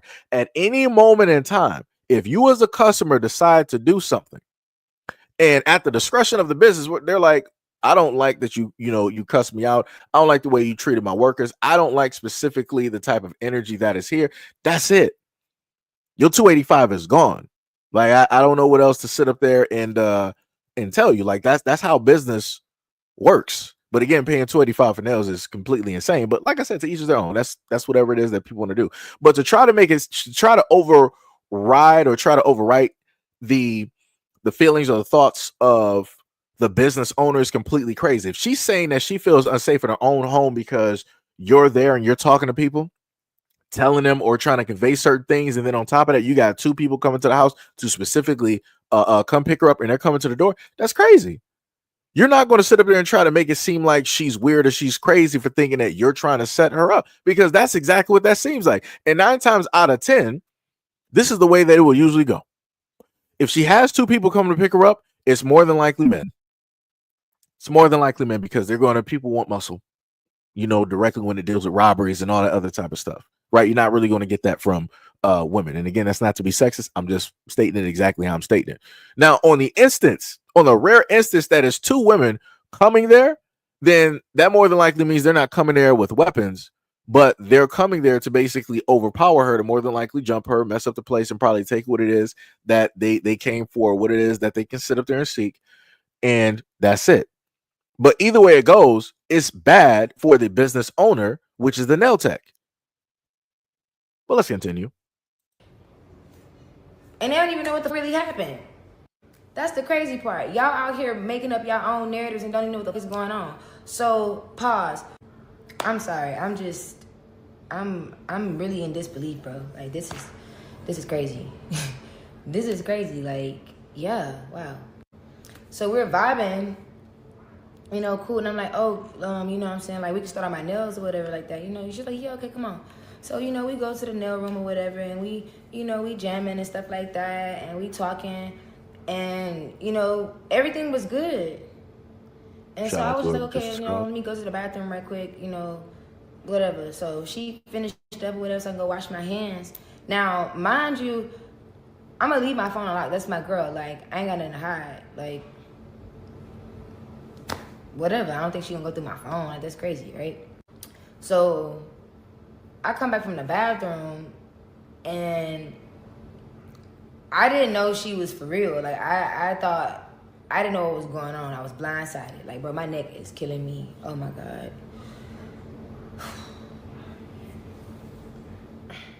I was blindsided, bro. Like, I come out the bathroom and she all on 10. Like, do you need a perk? Like, so anyway, she all on 10 or whatever. And I was like, what are you talking about? And she, oh, you trying to set me up? You trying to set me up? And I'm just like, what? Now, kids, this is why you don't do drugs, okay? Because we was having fun. We was on the turn. We was having fun. We was just little weed, little liquor, you know. That Don Julio make everybody act Julio clearly, because I still don't understand what happened. Like, how she felt like I set her up. My ride was there because you told me we had about like 45 more minutes left. So I had already told my ride, like, well, hey, you know, my bad. I thought, you know, we was gonna be done and do my feet another time, but she gonna do my feet too. So we got like another 45 minutes to go. Well, that's when it went downhill, because I just wasn't understanding like how enough. I like, you went through my phone. Like, let's just start there. Like, that's where the invasion of privacy at. And then you start assuming, and then you attacked me. So, yeah. Y'all have your own narrative about me and saying I'm a, you know, like, what? Like, I love this girl. I don't even know how to come from this. Like, I don't even know if we can come from this. And, like, I still need my feet done. So let me go back to that part of love, right? She said, now as a stranger, she's saying that she loves a nail tech because she been going to her for about like 4 years. They've been chilling, they cool, and all this other type of good stuff. You know, some of the main stories that I've done on both of these platforms where somebody has inevitably ended up losing a life, it's been by loved ones, it's been by family members. So what does love have to do with anything? She's acting as if that's a barrier to basically stop her from doing something nefarious, from trying to take her life or trying to harm her or steal from her. That don't mean nothing. If your own family can sit up there and do this, and again, I've done hundreds of stories talking about this, showcased videos from mainstream media and everything. If your own family, for a mother, a father, a brother, a sister, an uncle, a grandfather, if any one of those people can do something to you, what does love have to do with the situation? Nothing.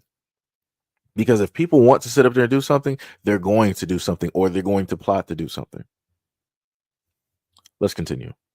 So either she gonna have to run that money, or you gonna have to do a service. I don't know. But as far as like choking me, putting your hands on me and stuff, like, I don't like, what, you owe me an apology. That's and then you put it on TikTok out of all places. Like, come on.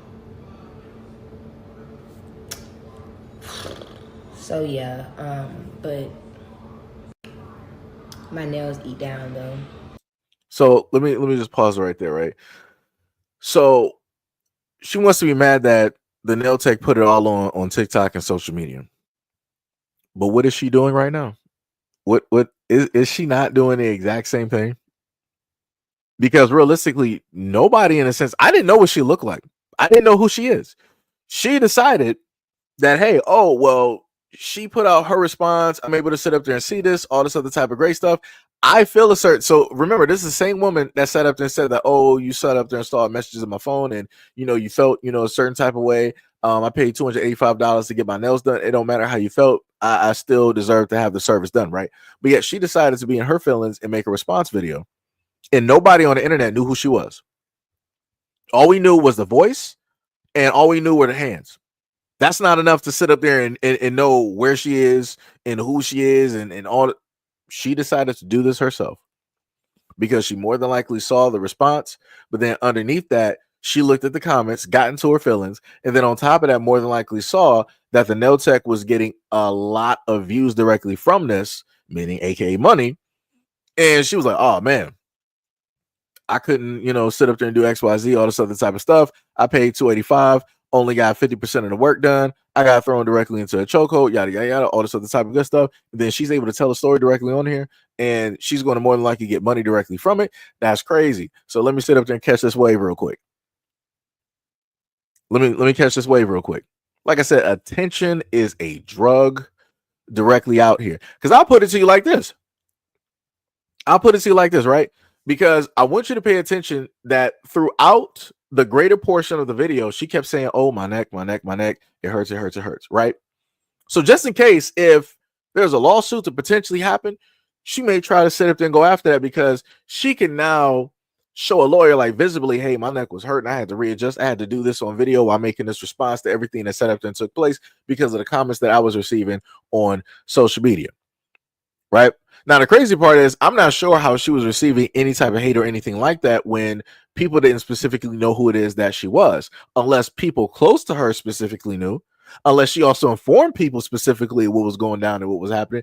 And then those people that she knew decided to share with other people and tell them that, oh, I know XYZ and this is what happened, yada, yada, yada. Right? So, yeah, like I said, this is ridiculous. This is ridiculous. But let's it was something else I was going to sit to mention. Oh, okay. One other key fact that I want to bring up. If everything that this young woman right here in front of us said is true, and she, got put into a chokehold and all this other type of great stuff, and she got neck pain, why didn't you go to the police? Why wasn't the first stop, if you had people coming to pick you up, and more than likely they picked you up after she then got you up out of the house, packed you up real quick. And again, I want to sit up there and state that even though the nail tech was inebriated and everything like that, she obviously has very good emotional control, because she did not reach for that weapon. She didn't reach for that weapon. She wasn't aiming it or pointing it around. She didn't do none of that. So obviously she's emotionally competent enough to register certain things, even while inebriated. Want to sit up there and point out that fact. But also, again, going back to her, if this all happened, why didn't you sit up there and make a report? Why wasn't the first thing that you do was run to the police, you and your friends, whoever they were, y'all go to the police and make a report? Why didn't you do that? Why is it the first thing that you decide to do is that, oh, I'm about to run to social media and let people know everything that happened? So did it really happen, but not to the severity of what it is that you stated, and you're not really as hurt, but you're just trying to put on a show and an act to try to get some type of sympathy points or to try to get people to lean directly onto your side? Or did you not want to go to the police because then there's a potentiality that she could follow up with, making a report herself, and then on top of that, showing video evidence, and then on top of that, leading to some type of lawsuit, which would then force you to be able to show evidence, such as text messages.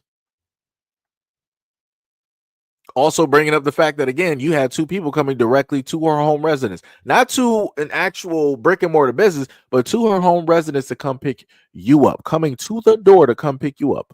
Crazy work. Like I say, it's not like, you had, like a drug house or whatnot or whatever, where you need some dudes to come like really pick you up just to make sure everything. That's not what it is. You're literally at a nail tech's house. You're at another woman's house, but for whatever reason, you needed two people to come pick you up. Okay. I'm just going to say that that's suspicious to me in my book. Let's continue.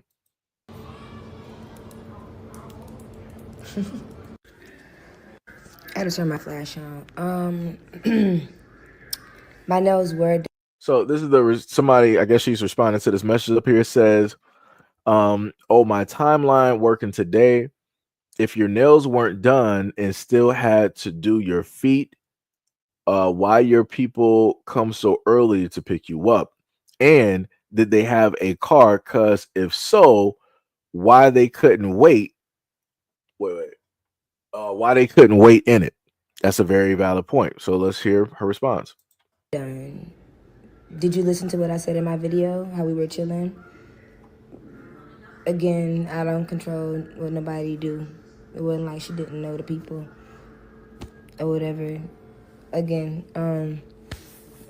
nobody gotta wait in their car if they wanna wait in their car. My nails were done. What are you talking about? My toes still need to be done.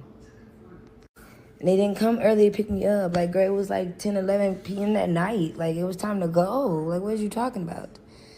So they have been waiting over like an hour, 2 hours for me to come down. Like, who gonna keep sitting in the car? Nobody. Nobody. Right? Wait, who was that? Because I just sat up there and saw Gail let the so let me just do this. Shout out to Gail.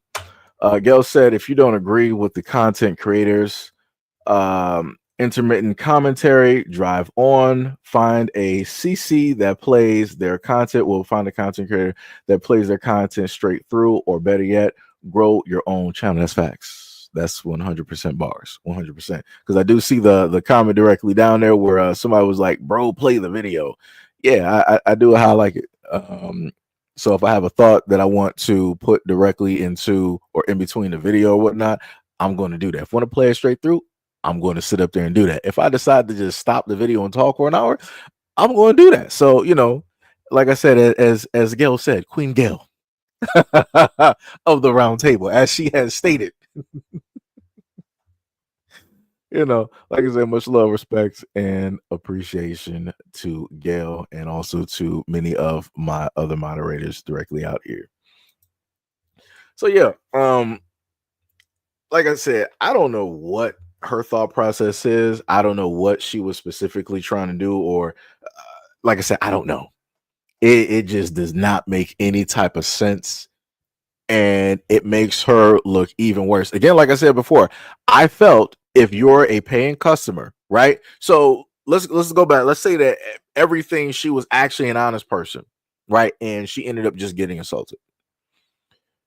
Firstly, you can claim that somebody, in a sense, took your money because the fulfillment of whatever service that you were supposed to get was not finished. You only got 50% of the work, which means realistically a person should receive 50% of that money, right? And then in the process of disputing that, you ended up, quote unquote, getting assaulted, right? So then you would have, a lawsuit directly within that, right? And then it's sort of kind of directly on video. But again, that was not the case, right? She's not innocent in what specifically went down and happened, because she didn't explain out of the video, at least the 2 videos that I have, she didn't explain what was in those messages. She could have literally been in front of the screen or had another screen recorder or screen capped the messages and basically showed people like, yo, this is what was written. This is what was talked about in these messages. Where in here does it say that she was getting set up? She didn't even do that. Because let that be me. Let me be in this circumstance. And people want to be like, yo, what were the messages that you were, stating directly? I'm just going to sit there and post them directly up there and let people decide for themselves with the full context of those messages to decipher if anything was a setup, or if B, everything was innocent and the person was just, seeing something that wasn't there. But again, that's not what she decided to do. She just like, yo, this girl was crazy. I got assaulted. I love this girl. We spent, so much time, 3 to 4 years, chilling. She went from, just doing my nails to actually, a business and yada, yada, yada, all this other type of good stuff. But again, you didn't try to, fully show people like, hey, this was not stated. I was not trying to set her up. Me nor the people that were coming to get me were trying to set. We were not trying to do that. Again, didn't do that. All you have to do is show proof. All you have to do is show the conversations, show the text message. But again, that's not something that she specifically wanted to do at all. Now, again, some time probably went by. Maybe she may have done. Shout out and much love, respect, appreciation to whoever just subscribed to the channel. Much love, much love. But again, at least for the videos that I have at this moment in time, that's not what she, in a sense, decided to do. So now we're going to go to a whole different conversation, guys. And if you know me, this is something that I've talked about quite a bit. And again, we're pretty much in the exact same area as before. right? So we have this picture right here. I'm not you probably, oh wait, let me actually scoot that. Whoops. Let me scoot that over so you guys can actually see it, right? So again, names and whatnot are blocked out because I'm not trying to have anybody say that through, or I was throwing, harassment or whatnot or whatever towards, other people on platforms. Again, gotta protect the channel. So let me get this on my end so I can read it directly off to you. This woman stated this, and this, I want to specify this. This had to do with a Call of Duty tournament that was for Black women, right? So she specifically stated, I don't tweet as it is, but never did I think that I had to ever make a tweet like this, having to prove if I am Black enough. And then being told I'm not Black enough to play a tourney that for Black presenting women is insane after sending family pictures, by the way. What's next? My birth certificate. Validating this, which states mixed white and Black Caribbean on too, by the way.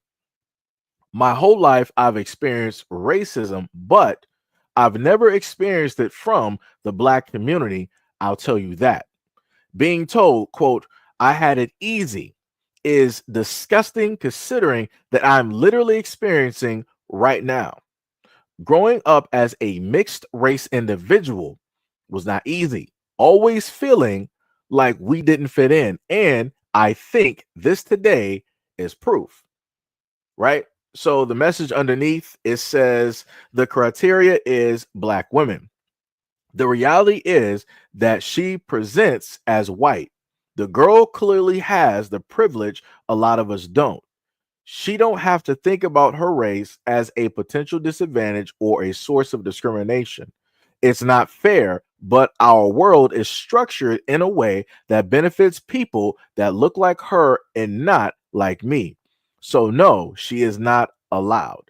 Right? So that was the message that she in a sense has. So let me show you what it is that the woman looks like here. Go to the next one. Oops, not that one. Hold on, let me see. Was it, wait, do I got that image up here? That one. Okay, yeah, so maybe it is that one. Yeah. So this is the image. So the woman that wrote the original message that said that she is facing racism and all this other type of stuff, dealing with the community, is directly to the side. So let me actually just move that directly over so y'all can clear cut see what she looks like here. Let me just move that right there. So that's her, right? And in the corner picture to the left, that is her father. At the lower, all three pictures are of that woman. And to that fourth, 1, 2, 3, if you're going counterclockwise, right? If you're starting at 12 and you're moving on down over, that picture of the man there that has the plaid, that's her father. So you heard directly in the message that she said that she is mixed, right? So you can clearly, let me see, maybe I can zoom this in to give a better perspective. I'm just going to be real.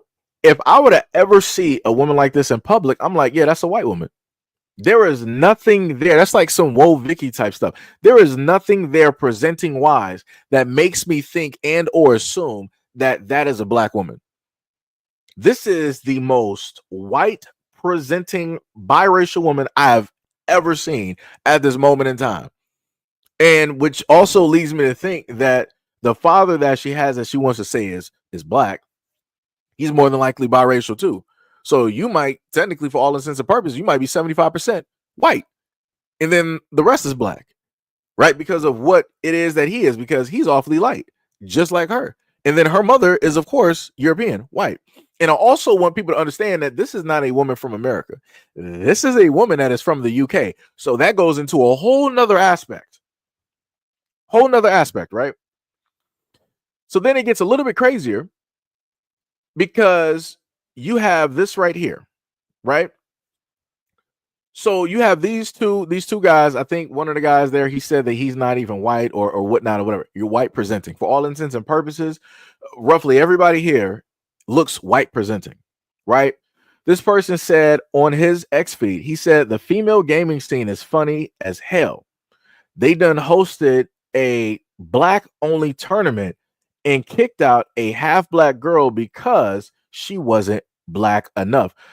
I want people to understand this, right? And like I said, it's funny how all of the people here that don't even look black mainly want to have a voice. They mainly want to talk about this, and they want to try to bring an issue.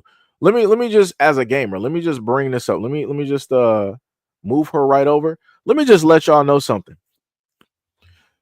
When you got girls that look like this, they look white, they're not going to sit up there and say that they're proud to be a black woman. You're not going to sit up there and hear that. That's not going to be something that they're going to carry on their chest. They're not going to be the main ones trying to really deal with like black issues and yada yada yada. All this, again, this is over in the UK, but that's not anything that they're going to do. The black women there are trying to make sure that, hey, the women that look like them, that are, you know, that got melanin, that have like the features, everything like that, they're going to make sure that if anything, if any money, any funding, any sponsorship happens, is going to be for those women that are reflective of black women. Nowhere in the United States is this woman reflective of black women. I'm just going to be real. I'm maybe over there in the UK, it's a little bit different because people like interracial and they like mixing and all this. Maybe over the UK, that might be a standard. Over here in the United States, that is not. No, she would be a rarity. I'm just going to be honest, just going to be real directly to you. Percentage wise, dealing with the black population, that would be a high class rarity of seeing a quote unquote black woman looking like this.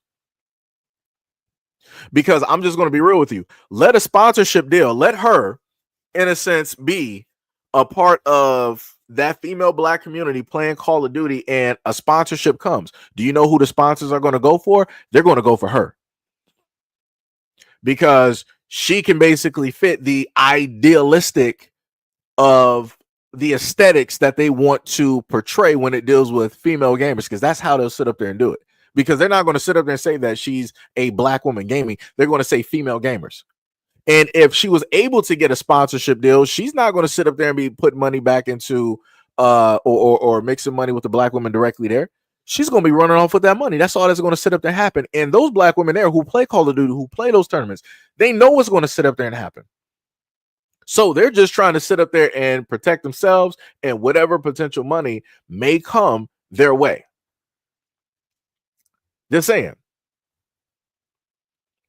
That's all they're trying to sit up there and do. And for her to try to pull up to the scene and try to, you know, write on X, be like, oh, this is racism. Look at what it is that I'm sitting up there facing. The funniest thing that I see directly on X at this moment in time is fields of people that look like this that are coming to her defense. And then you also got some quote unquote black guys, because I don't know where they're from. Because again, this girl is from the UK. I had to listen to one of her videos to actually figure that one, you know, directly out. She is not United States. She is directly from the UK, right?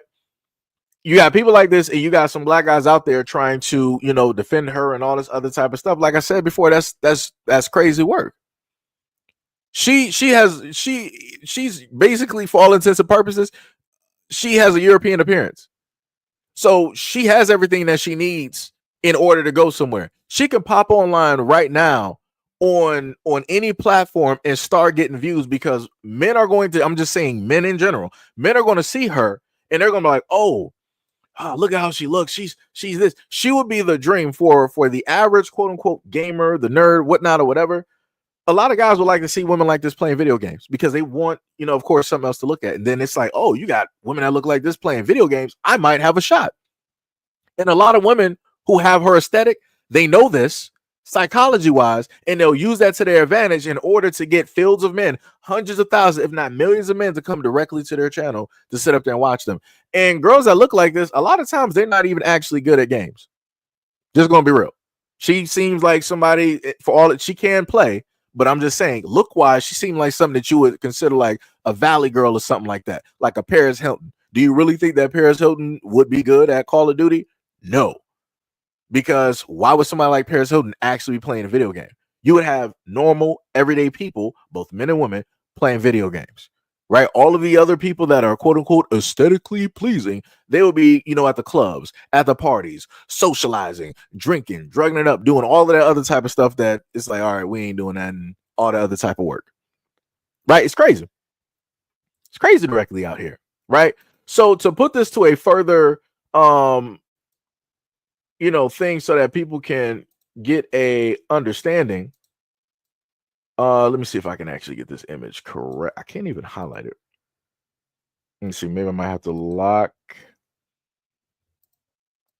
those in. Okay. Yeah, did that. Yeah, I just can't seem to highlight. But yeah, the image that you have here is something that I got directly off of line, right? So you see the different images of quote unquote what will be considered black women, right? So the names going from Lapita, which is the darkest of darkest that you have directly there, you got black or 100% African, right? Black. Then you got the girl from what was it? The next top model. I forgot her name, but she would be considered mixed, right? Which is 51% or 99% African, black, whatever. Then you would have somebody like Holly Berry. That would be considered a mulatto, 50% African. Then you have the other names, which I ended up finding out later on, which I was going over with you guys with 2 to 3 live streams ago. You got Quadroon, which is 25% black, right? And then other. Then you got Octoroon, which is 12% African or quote unquote black. And then you have white, which is 0 to 11% African, right? And what we're looking at this moment in time, we're looking at somebody who more so fits as the white, even though their parent could have some type of melanin there by way of their father, but the father, of course, is light as well. So, and he's Caribbean. So again, you don't even know if he is, mixed or whatnot or whatever. But again, he's as light as his daughter, right? And again, like I said, we're dealing with the UK. We're dealing with people that like to sit up there and mix and mingle and do all of these, other types of things. So then next, we have to take it a step further. We got another chart that they had. Let me see, which is this one here, right? And let me see if you guys would be able to properly see that. Okay, you can. So then you got this next little handy dandy chart here, and it shows you how they would do the, in a sense, the race mixing, right? Or quote unquote the breeding, whatever it is that you would want to call it. So at the top you got the white man and Negro woman and what it is that they would produce, right? So you got a Negro woman with a Negro with a mulatto would create a Sambo, right? And then it pretty much just ends there. And then with a white man, you got a white man with a, what is it? A mulatta, because I guess that would be the female, right? So mulatto would be male, and then mulatta would be female, right? So then you got white man, then they would create a quadroon, right? So then you would have a white man then creating a child with a quadroon, which would then create a quatrine rune, right? So then that white man would then do that, and then more than likely you would get white at the end of the day, right? Because then everything would just start dwindling down because everything is pretty much matching with what it was originally, right? But when you got, quote unquote, a Negro with a Negro or a Negro with a mulatto, it would create a Sambo because again, you got more quote unquote black blood mixed in with the mulatto, which is mixed, still in a sense creating that. Last but not least, right? And again, these are things that I ended up finding out a little bit, later on. Rabbit, what is up? You said literally diluting herself. Yeah. Dr. Sharon, what is up? What's up? You said she sounds like a man who was identifying as a woman trying to play in women's sports. It'd be like that.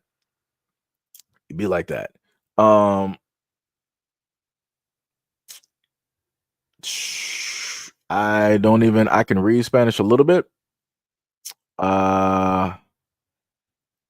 Italia, Donna, per me. I mean, if you're asking for a shout out, much love and respect to Gimme. What is up? Tippy said, "Yeah, I'm sorry, but I don't see mixed at all. I see a white woman." Yeah, yeah, yeah.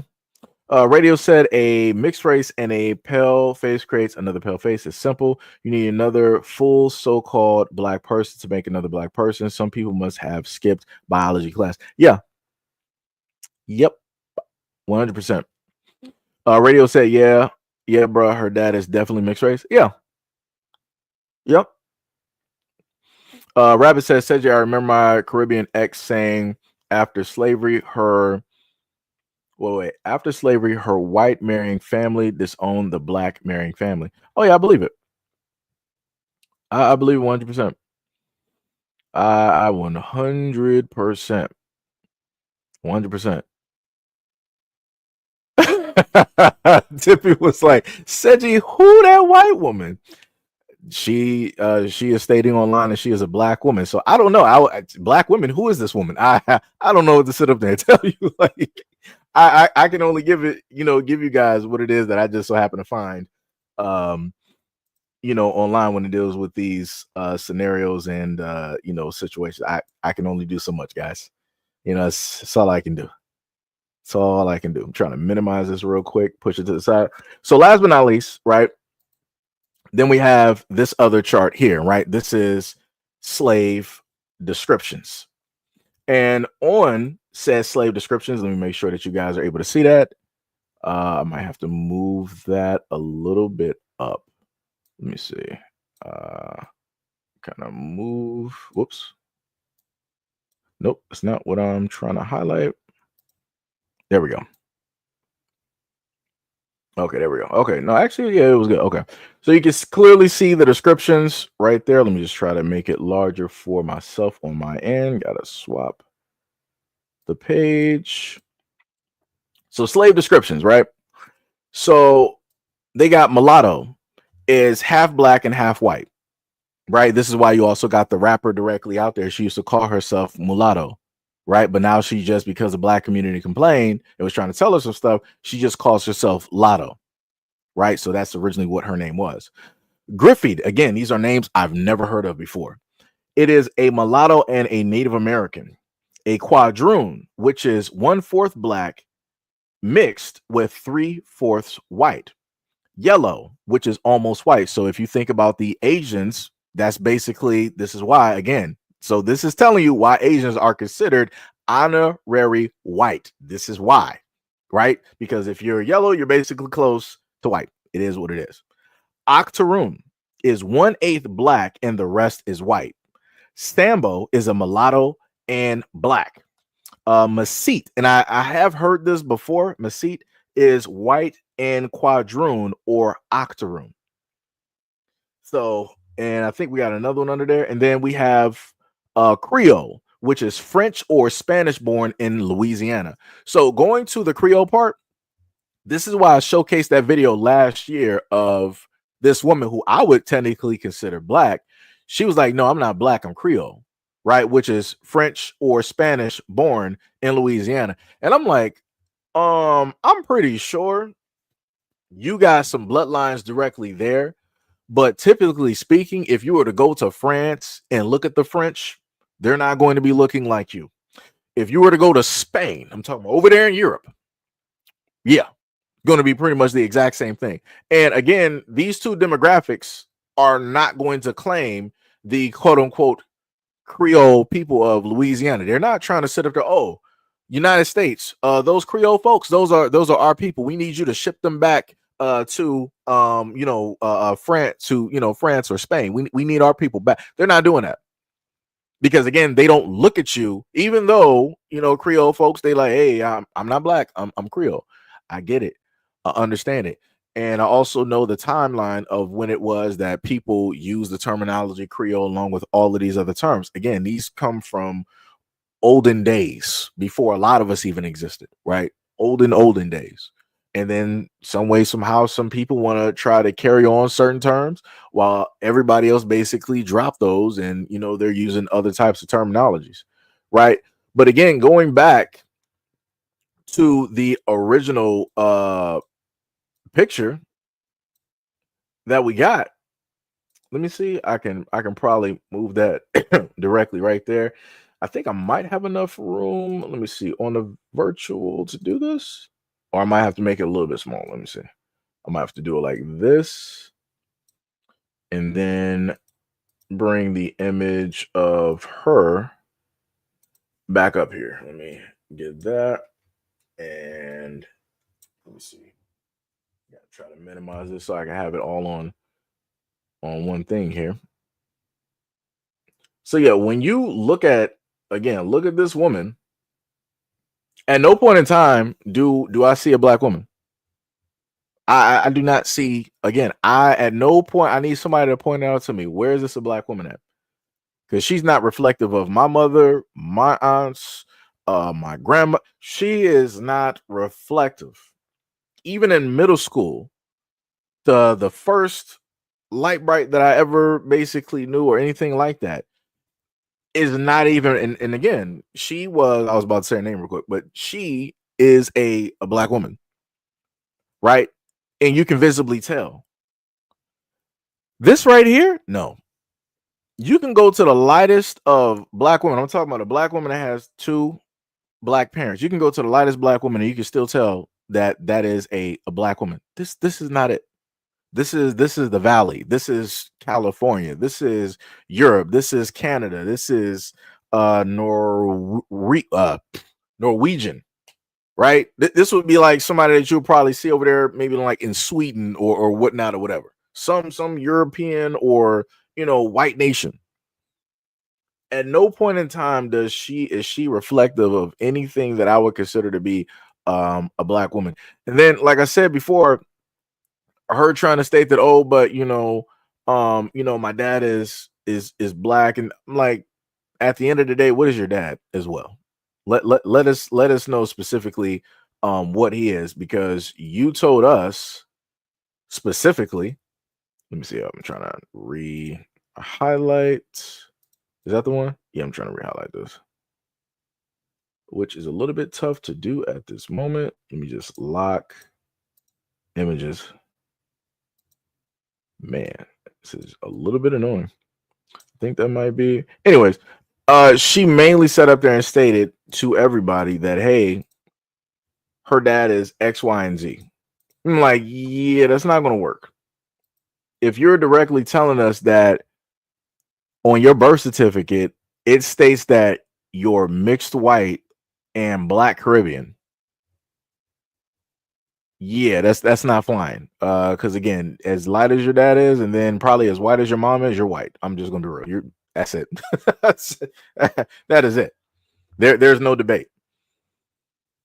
There is no debate. And like I said, shout out to those. I'm not sure if it might have had to do with America and the UK, but wherever those melanated women are, and they sat up there and specifically told her that she cannot be in that tournament, so be it.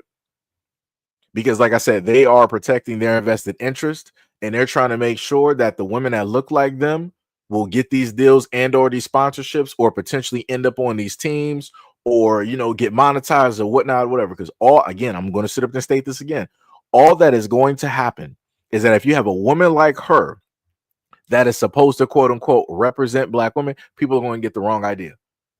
They're going to get the wrong idea.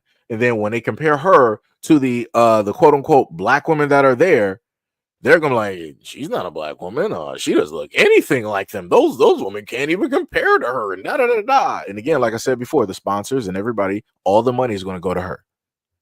That money is going to leave directly out of that community that those women started, and it's going to be moving directly with her.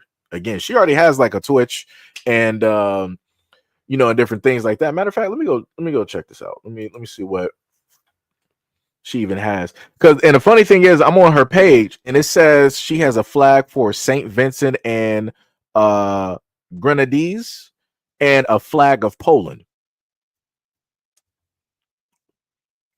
So that's pretty much where she is. At this moment in time. So let me see what she got on. Yeah, I'm looking at her Twitch. She got 62.5K followers. Now the question would be, what would be the followers for the quote unquote black woman that she was trying to roll up with, right? That she was trying to go to that tournament. She got about let me go back to her Twitter.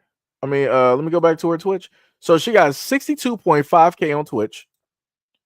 On Twitter, she has 6,183. I'm about to just go through her social media, see how much she got. Let me see what her Instagram looks like. This will properly open up. Her Instagram, she has 17. She basically has 18K followers. Even looking at her Instagram, this is not. Nowhere do I see a black woman. That's nah. And then on top of that, the crazy part is her. If you think about black women, they're not going to name themselves Becky on social media, not unless by some weird odd occurrence their parents named them that. Her name all over social media is Becky. So again, that's not sounding. Out of all of my existence, I've never met a black girl or a black woman with the name Becky. Never in my life. Never seen it. Have never seen it at all. Right. But again, she got roughly 18K directly on IG, 62.5K on Twitch, and then she got 6K on Twitter, aka X. So then the next link that she got directly down there, we got Twitter, we got X. She does have a Discord. Let's see TikTok. She has, woo, Jesus Christ. She has 180.9K followers on TikTok. So I'm letting you know, she's more than likely, she's monetized and she's making money. And the clips that she got thousands of views. Thousands of views. And she got 2 million likes. So again, she already has a following. She got a following literally all over social media. All over social media. I can't even look at the Discord because on the browser that I'm on, I don't have my my login information. But like I said before, she realistically, if you add up all of her social media, she has well over 200K followers. This white presenting woman who states that she is black has well over 200K followers, adding up all of her social media. Now, the question that I have in comparison, how many followers do the quote unquote black women that were running the tournament and that were in the tournament, how many do they have on all of their social medias separately? I bet you it's not even close. You couldn't even light a candle. Couldn't even light a candle. And I know this due to the fact of watching black women or black female content creators on social media.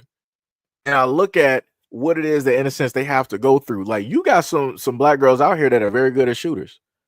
But because they are black girls or black women, guess what? They're not going to get the attention. They're not going to get the same push as somebody who is white presenting. And this is what, in a sense, Becky is. She is white presenting, regardless of how much, whatever amount of black that she has directly within her blood, she is white presenting. So this is again why it is that she has 200K across, adding up all of her social medias. It's crazy. That is 100% crazy. And again, like I said, she's quote unquote black. Her hair is straight as all get out. Just saying. This is gonna be real. And just sitting up here saying, not saying that black people don't have different textures of hair, but yeah. JJ says she's as black as Paris Hilton. That's bars. That's bars. That is 100% facts. But yeah, like I said, shout out to those women who are, protecting the space that they created for themselves, because they know that they are not going to have the same opportunities as this person here. Like I said, she don't even need to be in the tournament. All she has to do is just make content. And men are going, I'm saying in general, men are going to gravitate towards her because of what she represents, what it is that she looks like, what phenotypically she represents. That's it. It's that simple. A lot of black women out here don't get the type of press, don't get the type of time, don't get the luxury of just being able to just post whatever, and then you got an influx of 1,000 people, and then on top of that, it's getting shared and reposted, and then you got 100,000 people coming up on there, and now you got a monetized platform. If you really want to think about it, she has 2 monetized platforms by way of Twitch, which more than likely she is making money off of in some way, shape, or form. Right? I'm not sure if she's even a Twitch partner, but she should be with the amount that she has up on there. And then on top of that, by way of IG, because you can monetize your IG in a variety of ways. Like I told you guys earlier, if you got a platform with a variety of people directly on there, huge followers, you can monetize that a variety of ways. So like I said, she can get deals that the black women, black girls wouldn't even be able to get. It can be for swimsuits, fashion, hair care, jewelry, all this other type of stuff. Like I said, she could literally potentially even just leave gaming and decide to do something else to just bring in money. She has a potential because of how she looks to go from, let's say if she was making like 50K a year, she can go from 50K to 100 plus K. She can even go higher than that if you put it to the extent of doing other types of content, which women have been doing out here since the pandemic. And it would just skyrocket. So like I said, either which way you slice it, either on the low end, the medium, or the high end, it's all a win for her. You can't say the same for those other black women who are in that tournament or who have, channels and all this other type of stuff, because 9 times out of 10, they got way more melanin than her. Even the lightest black women have more melanin than this woman that you're able to see. But like I said, a lot of people don't see it that way. They feel that this is a form of racism or whatnot or whatever, and it's not. It's not. It's literally black women protecting themselves and their own best interest. They're protecting whatever money that may potentially come their way. That's it. That's all they're doing. But if you try to tell people that online, they'll just say whatnot or whatever. What we got? Excuse me. Goth said, being a Caucasian male, that girl with blonde hair is not black. I have mixed grandbabies and they are dark. Let me see, dark complexion with kinky curly hair. Yeah. Yeah. Like I said, a lot of people walking down the street would automatically assume, if she would have walked through the black community, take any black community across America, people will automatically assume that she is white, regardless of whatever amount of black that she has directly in her blood. Gail says she'll be the next spokesperson for Jador. Possibly. You're looking at Becky with the good hair, right? Dario, what is up, said Becky can go to those white coordinated tournaments and make sure to build a 5-year reputation of standing for blackness, sports wise and social wise, and then maybe she can be invited to watch. Even then, I'll still say that that's a stretch. I would still say that is a stretch. And like I said, I just feel like this is just incredibly ridiculous. You're looking at a woman who's stating that she's black, but she's online crying like a Karen. That's the craziest thing. She knows what she is. She knows what she looks like. And then you want to turn around and basically state that black people are being racist towards you. How could we, quote unquote, be racist towards our own? In a sense, realistically. If I see another black man down the street, how can I realistically be racist towards him, right? How could I stop him from getting a home loan? How could I really stop him from any real financial gains? What systems do I have in place to really stop another black man from making it? I don't. And that's the system that racism is. The system of racism, how it was built, it's able to do that. So her, in a sense, stating this is nonsense. Now, if she wanted to say that people might have maybe a bigoted mindset, or people have their preferences, or sure, no problem. You can, or prejudice, right? Prejudice. If you want to say that somebody has a preference or a prejudice mindset, or even to the extent of being a big, you can sit up there and say that, no problem. But to sit up and try to say that, oh yeah, you're automatically like racist. You black women out here are being racist towards me as a black woman, even though I'm presenting myself as everything that you're able to see is white. That's crazy. That's 100% crazy. So again, for a lot of black women out there, this is in a sense what black guys have had to sit up there and deal with. Even if they have never been in a relationship with a woman that looks like this, you have women out here that will use those Karen tactics in order to get the tears flowing, in order to get the sympathies and the empathy from other people directly out there.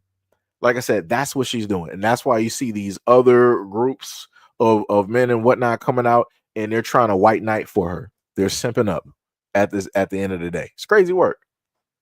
Crazy day. Crazy work. What was it? Mr. Jones, what is up? What is up? What's up? You said, I wonder what her driver's license says. Yeah, I wonder that too.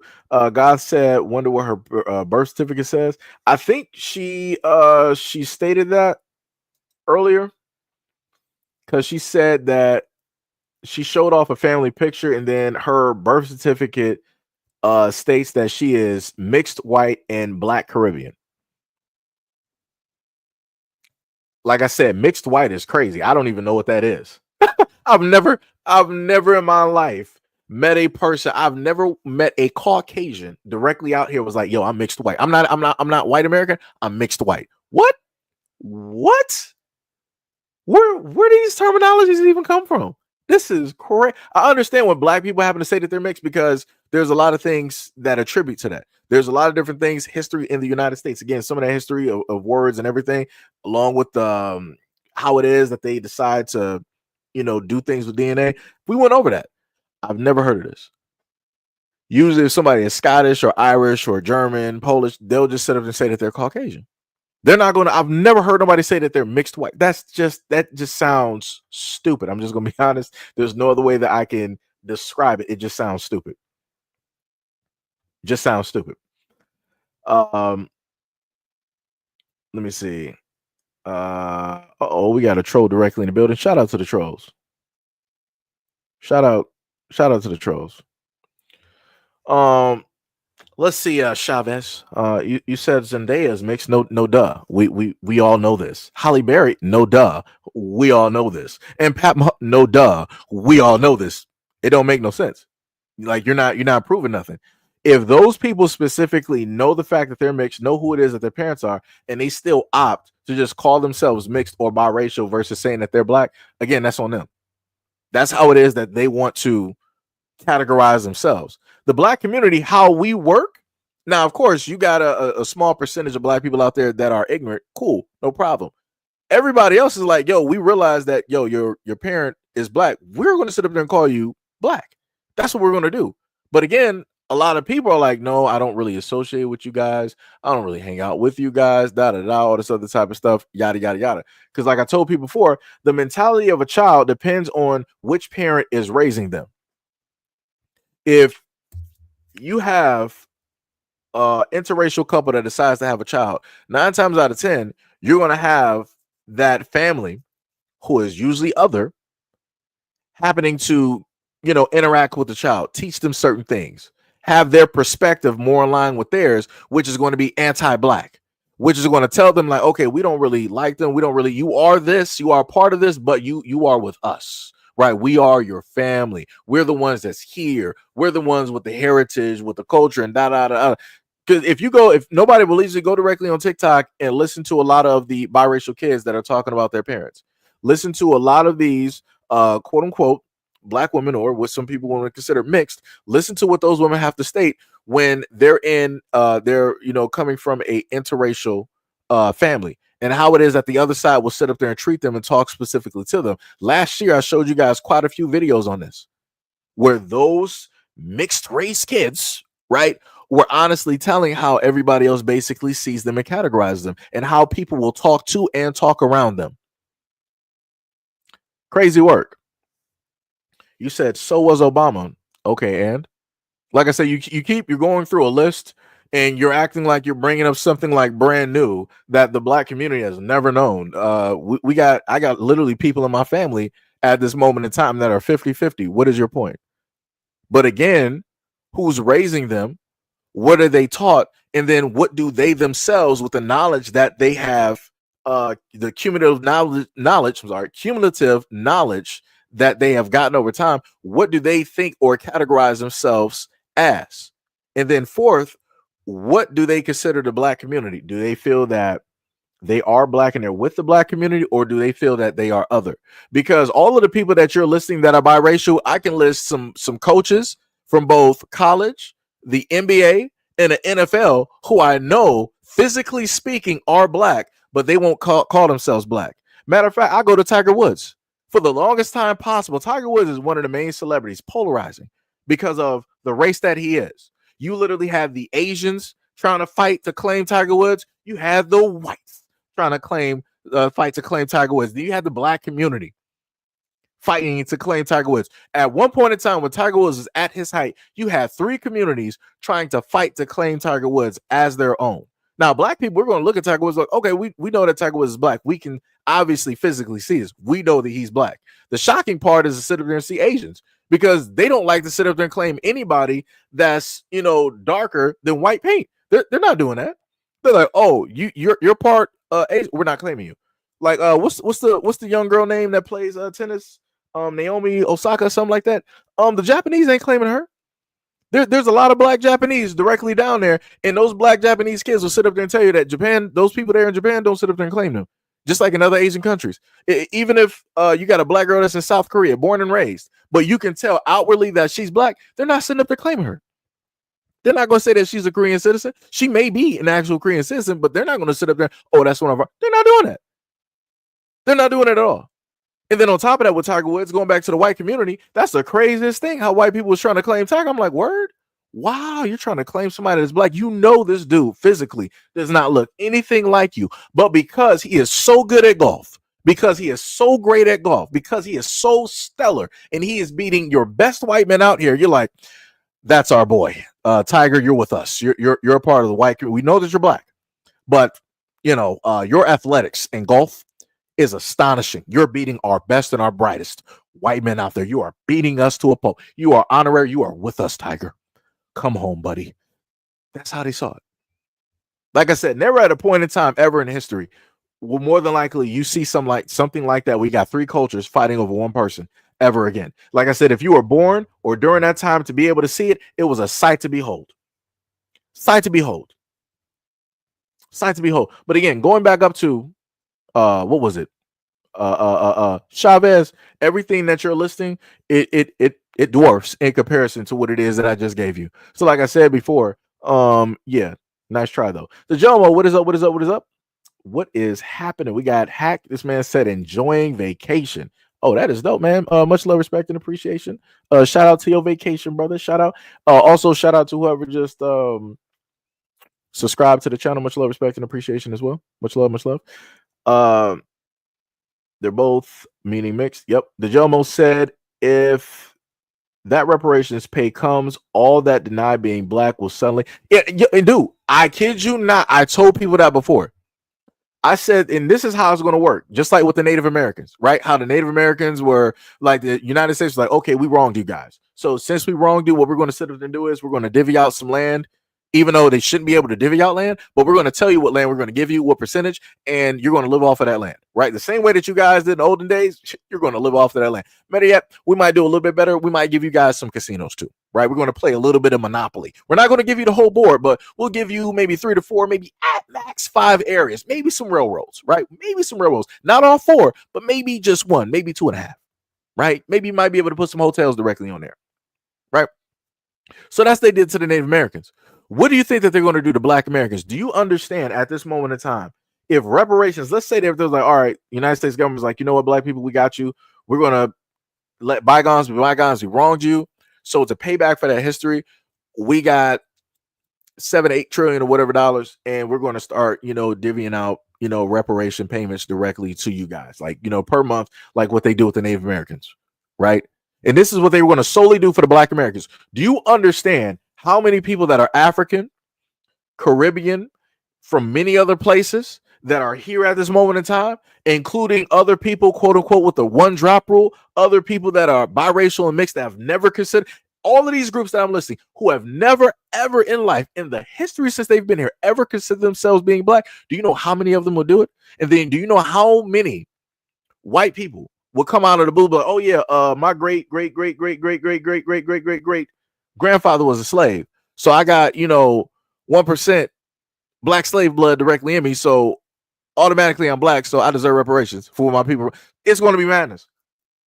It is going to be 100% straight. It's going to be the craziest thing that you will historically ever be able to see anywhere on the face of this planet. It is going to be straight madness how it works. Like I said, people think that they seeing some stuff right now. Oh, just wait. Oh, just wait. God said, my daughter and her husband are both in the home. We, the white side of the family, attend a black church so we can be with our grandbabies. Mom and dad are trying to show both sides. I get that. Like I said, no problem with that. No problem with that. Like I said, even side of the field. And let's also hope that there's also some even history going on too. Like I said, if people want to sit up there and be honest, people want to really, show change, people really want to educate, then you got to show the good, the bad, and the ugly. Just doing the whole, kumbaya type of thing, which is cool, right? Which is cool. That's not going to be enough, because once those children, guys, those grandchildren that you have go out into the world, you yourself, you and your family may be like, you know what? We love them no matter, how they are, no matter what race they are. That may be your mentality. But will that be the mentality of your peers? Right? When they turn, 14, 15, when they turn 21, 25, will that be the mentality of the peers? Will they be as open as you? Will they be as accepting as you? Will they be able to actually drive at night like everybody else? And this is just me, guessing if they have, a lot more melanin, if they are actually black, in a sense, presenting. Because if technically they're biracial to the point where people are just like, okay, well, I'm looking and it's not anything that really offends me, so I'm okay with it, right? Like sort of kind of like, Holly Berry and many others, directly out there that are pretty much closer to light to white, right? Versus being close to mid-melanation to the darkest of darks, right? So again, for you, that got to be something that you got to manage and look out for. Because again, you and your family might be completely accepting, completely fine, and all that other type of good stuff. But your peers, your neighbors, co-workers, the police, the government of that state, wherever you guys are, and many other areas across the Americas might not look at it the exact same way. So again, that's going to be something that y'all going to have to sit up there and deal with. And y'all going to have to get to a point of teaching those kids when they grow up. And again, you got to show them the good and the bad and the ugly. If we're going to teach kids about America, if people want to be in interracial relationships, you got to teach them the good, the bad, and the ugly when it deals with America and how it is that it treats different groups directly out here due to the fact of their skin color. But again, to each, is their own and everything like that. Dr. Sharon said, this is why we fight and call ourselves FBA. Yeah. Who is that up there? Says Chappelle Show. Yeah. Jones says Chappelle did a skit on that. Yeah, that was dope. Mo said LOL vacation in the Bermuda Triangle. That man a fool right there. Since she, what is up, said FBA all day. Jelmo said Dawes Rose 2.0, FBA reparations when others fake their lineage. Yeah. Yep. Gail said, I'm so tired of them feeding directly off of us. Can we just separate and recoup? Possibly. Dr. Sharon said, I think Trump is purging the Native Indians from all of those claiming to be Native. This might be the same for Black Americans. This is how I look at it. There's been, people throughout that have either on social media or, throughout the comments that basically said that, hey, Black community, after they're done with the Hispanics, the Spanish speaking individuals in the United States, who do you think that they're going to come after? But the main thing that I and other Black people on social media have had to inform people, we've always been first. So this may be your first go around in your first term that you can, in a sense, actually say that you went through or actually experience. But after they would, like I said, they got bored with us, right? They've been doing the exact same song and dance for, the same amount of time. So they go on to something new. Like I said, the war on terrorism. when they weren't focused on black people, who were they focused on? They were focused on, people who are Muslim, the people of the, Islamic faith, right? People who are Arab. They were focused on all of that, certain looks and all of that other types of things, right? So black people got a chance to basically just lay back and whatever, right? We weren't the main targets anymore. And then after that, it went right back to normal. So now we're at a whole different point in time where the exact same thing is happening, where now you got immigrants who the United States government, everybody else is focused on, and people ain't really focused on black people like that in a sense. And then after they're done with everybody else, they're going to go right back to number one. That's the way it's always been. Because if they don't have us to sit up there and deal with, then that means that they got to deal with themselves, and they're not going to do that. So we're always going to be number one, so that they don't have to face the fact of who it is that they are and what it is that they have specifically done and enabled in this country. What was it? Tippy said Dominicans will now say that I'm black. White people might pay $10 to be black, like how they did with Native Americans. Oh yeah. And let me tell you this: there's going to be a lot of women of other races, in order to get some money, they're going to be flocking. If at any moment in time that there were trillions of dollars that were about to be posted right now to the black community for reparations, there will be so many women from around different places around the world that will come and try to seek out a black American man so that they can have a child, just so that they can claim a piece of that. I kid you not, it's going to be crazy. What's the highest DEFCON? You're gonna have to be on like DEFCON like 9, 3, whatever it is. You're gonna have to be on code orange, whatever is like the worst code that you just need to be at the highest alert. That's what the black community would have to be at that moment in time. You're gonna have to really look at everybody sideways. You're gonna really have to look at everybody sideways. Like, I kid you not, it's gonna be something. God said, oh yeah, you're right. Mom and dad will have to prepare them for the real world. Always will be hate. No, I'm not just saying the mom and dad, because you're older than the mom and dad. You, as being a part of the older generation, knowing the history, because I'm guessing you know some stuff. Well, if you are American, right? Because I don't know specifically where you're from, but I'm just going to use the reference for America. If you are American and you're older than the parents, you've more than likely seen, the civil rights and different things transpire. You've seen, segregation and all of these things. You've seen the ugliness up front, directly there, out there in the open, in conversations, the newspapers. You've been able to see the mainstream media, cars passing. You've been able to see the whole nine, right? So with that history and that knowledge that you have, you would be the link to the old past, of which the parents of now can't even talk about, because they realistically, technically weren't there to experience it, to walk it, but yet you were. So that would be your job. That would be your job as a Caucasian grandparent to interracial grandchildren. That would be your job, to fill in the gaps that the parents can't, to give that actual real world walking history and knowledge. Like I said, if people want, quote unquote, America to be American, let's not focus on race and all, you got to give the good with the bad, with the ugly. All of that has to be laid bare, no matter how it's going to make you look, your family look, your community look, no matter how it makes the United States or the government, you got to put all that directly out there. But the moment in time that people still keep that fear, that they're like, yo, I don't want nobody to sit up there and think that I'm a representative of what the past was. We're not going to fix them. We're not going to get nowhere. And then you're still going to be facing the miseducation of a lot of these kids who are coming from these mixed race relationships. And because they're growing up in a certain mental programming, dealing there, they think that, okay, well, my mom and dad, they're black and white, or vice versa. Then, the same way that my family is and everybody treats me here, that's going to be the whole world. And nobody should ever have a child, in a sense, thinking that way, because what's going to happen is that bubble is going to be broken, and they are going to be heartbroken when they have to actually deal and face with the real world. And they're not going to understand how to cope with that emotionally, because they weren't taught that. They weren't given that specific energy or emotion. Because I've seen a lot of parents like Tamara's husband, who works for like Fox News. He got online blaming Trayvon Martin for his own death.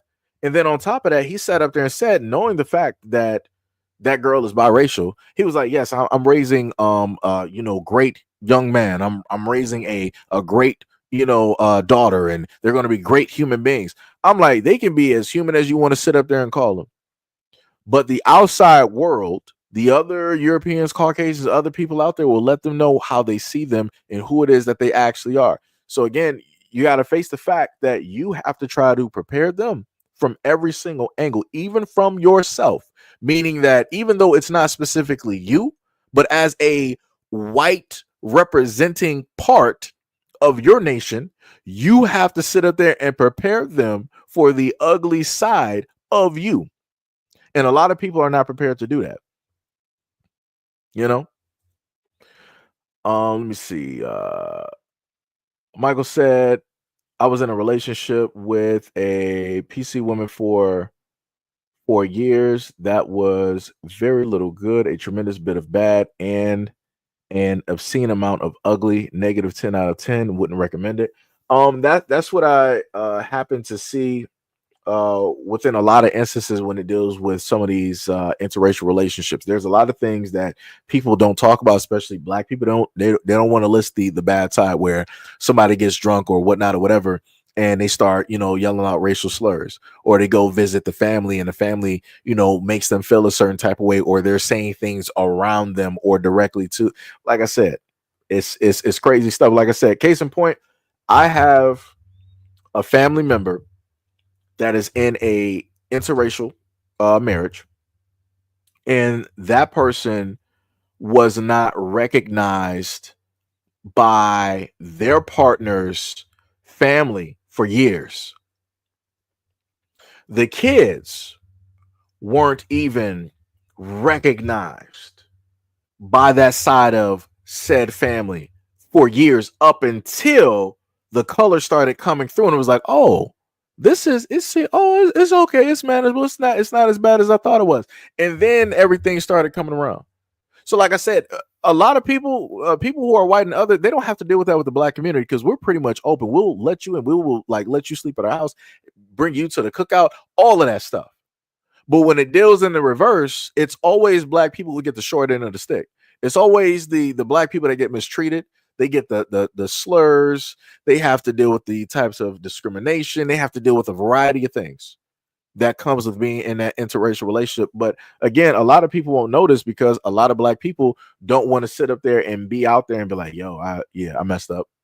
This did, sit up there and happen. So like I said, shout out to Michael. Shout out to you for being honest. Because a lot of people would not sit up there and be honest. They'll be like, oh, well, that was just one. I'm going to sit up there and keep it trucking, because that was one out of, whatever 100 million. But when it deals with, black people, making other black people feel a certain type of way in a relationship, we're like, nah, that was it's one and done. I'm about to sit up there and move on to this, that. And I'm about to sit up there and get a Latina. I'm about to sit up and get a white woman. I'm about to sit up there and get an Asian one. I'm about to do this. I'm about to, versus giving another black woman a shot. Like I said, it's it's crazy. It's crazy out here. But like I said, shout out to Michael for being honest. The Jomo said melanin program is worth a lot of money. They hate us, but want a bit of that melanin, but not too much to make them too black. Bars. Tibby said they're doing that now, using black men for citizenship. Yeah. Dario said 100%. Dr. Sharon said we must demand that they show that they are from Black American slave lineage. I agree with that 100%. 100%. Bebo said, Google it. Not sure what you're talking about on there. Dr. Sharon said, I think FNA mixture, or I think I might have been mistyped. FBA mixture is more psychological impairment than anything else. Or is that, or did you actually mean FNA? Maybe you did. Goth said, I wasn't there. I was born in 73. Grandma born in 74. School tried to teach us racism, but I was raised to treat everyone with respect. Don't matter the color. Okay, so you were in 73. Okay.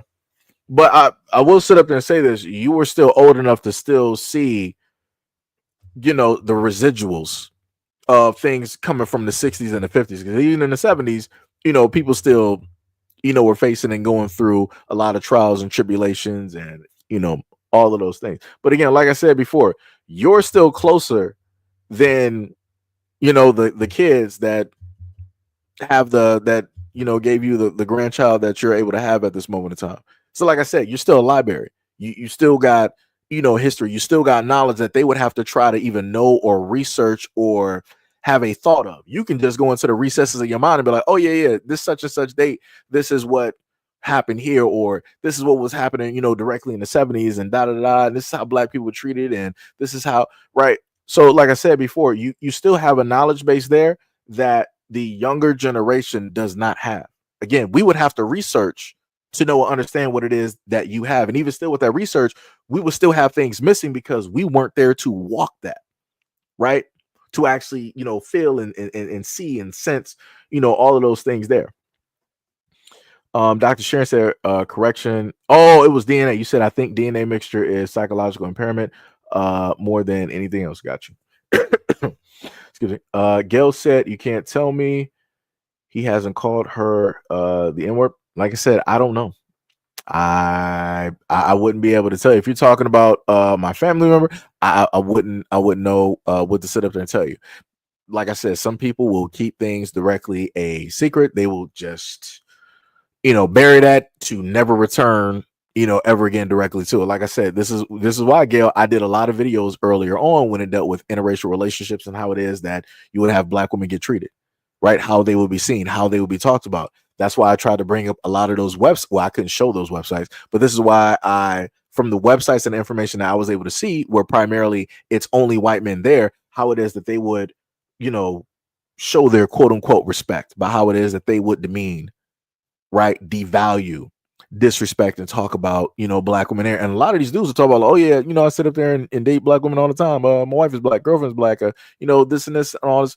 Like I said, I try to sit up there and tell people, try to give a nice little helpful warning. Again, not trying to control how it is that people date, but again, trying to give enough information so that people can make a very conscious and logical decision. Gail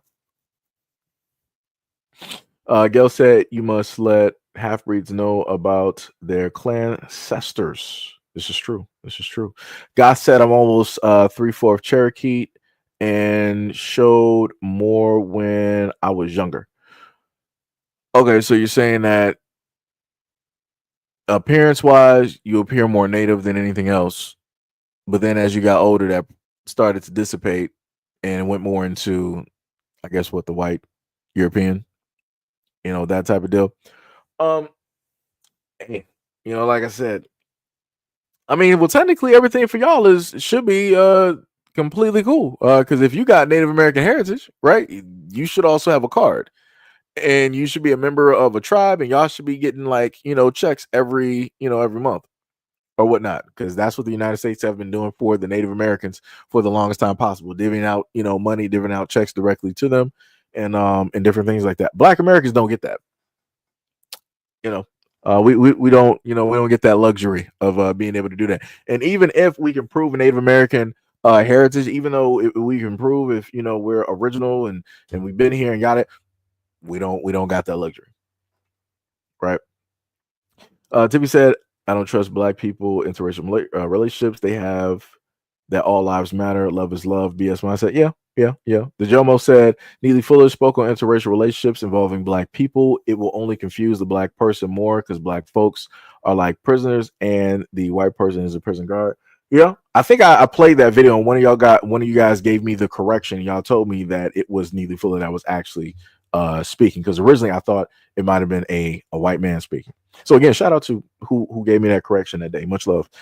Gail said, he stated, mom and dad will have to teach them what is he for as the grandparent. Isn't it grandparents that usually impart wisdom? And yeah, that's what I was conveying directly to Goth as well, that it's going to be your job, even if you are born in 73, that you still have knowledge and miles walked that the grandchildren and your children did not walk. So you got informed, and that's what my grandmother would sit up there and do for me. My grandmother was born in the 1930s, right? And she was telling me everything that she was able to witness and see and heard and and different things like that. So like I said, grandparents gotta get about and they gotta start teaching the grandkids. Chavez said there's so many mixed passing black people is funny.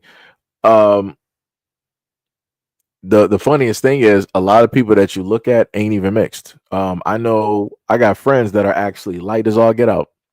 But they're both of their parents are black. Black dad, black mom. Black people can create different mixtures of people. Like I said, you can go and look at Africa for a better sense of that creation.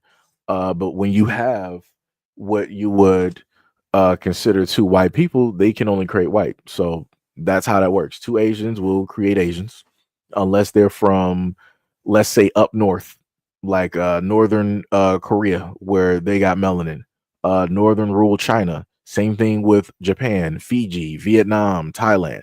If those people have melanin, then they can sit up there and, of course, pass that to the children. But anybody that is European cannot sit up there and create black. If they are able to create black, that's because somebody along their lines was black. That is the only way that that's happening. Only way that that's happening. Because you got people over there in Africa right now that are ancient as all get out, lineage wise, and some of them might even look Hispanic. Some of them look Asian and whatnot or whatever. You got some people, because you got people that are albinos who, and they are still, that just means that they are lacking melanin, right, in Africa. And if another an African male is to have a child with that albino woman, guess what? You're going to start to see mixtures come directly out of that. So like I said before, then you said everyone literally is black, so just move on. Nah, that's not how that works. You can't. It's a difference between trying to say that quote unquote everybody's literally black versus actually being black. It's two different things. It's like it's a difference between saying I'm literally a god and actually being a god. It's a difference between saying that I'm literally a doctor versus actually being a doctor, having the certificates, having the knowledge, and everything directly under my belt. Like it's two different things. Two different things. So no, everybody is not literally black. They're not, because if that was the case, then everybody would be saying that. But obviously not. You're not going to find Europeans that say, "Oh yeah, I'm black." Where? Where? Where you find these people? Where are these Germans at? Right? Where are these Russians at? They're not about to sit up there and do that. Where the Japanese and the Chinese and the Koreans? Oh yeah, I'm black. No, they're not. They're going to tell you that they're Chinese. They're going to tell you that they're Korean or South Korean. They're going to tell you that they're Japanese. Like, come on, let's not play games. Let's not play games. Gail said hell is 2025 and it's still residuals. Yeah. God said, responding to Dr. Sharon. Tippy said, we're not equals. I don't want equality. I want control and power. I sound like a villain. No, that's understandable. Understandable. Chavez said, bro, you're obsessed with mixed people. Actually, I'm not. I talk about a variety of topics. This is just what the topic is about because that was what was on Twitter. So actually, I'm not. Actually, I'm not. This is just the topic at this moment in time. But keep going. Black Star, what is up? What is up? Said, did you see the video of the white guy showing how easy it is for him to clap black? Yeah, I saw that. I see videos like that all the time. I highlighted those videos before just to showcase that. But, like I said, nobody wants to listen. And people think that a lot of things are just genuine. Nothing has to do with the fetish or anything like that. So like I said, I let it be. I can just simply say that when people look at me, they can't sit up and say that I didn't cover these topics and I didn't talk about these things because I did. People just opted not to listen to it. That's it. Michael said, I write in cursive, use a rotary phone, and drive a manual transmission. These youngins ain't got nothing on a black Gen Xer. Yo, rotary phones are actually dope. And you felt so hyped when you actually learned how to use it properly. Oh, man. What? Crazy work. Yeah, I can still write cursive. It's been a minute, but I can still write that though. Still write that. Dr. Sharon said, Seji, didn't Trump stop those checks going out to Native Americans? I'm not sure if they're fully stopped. But it is possible, at this moment in time. Gail said 50% Indian, cold-blooded. Tippy said, wait, Native Americans still get checks to this day.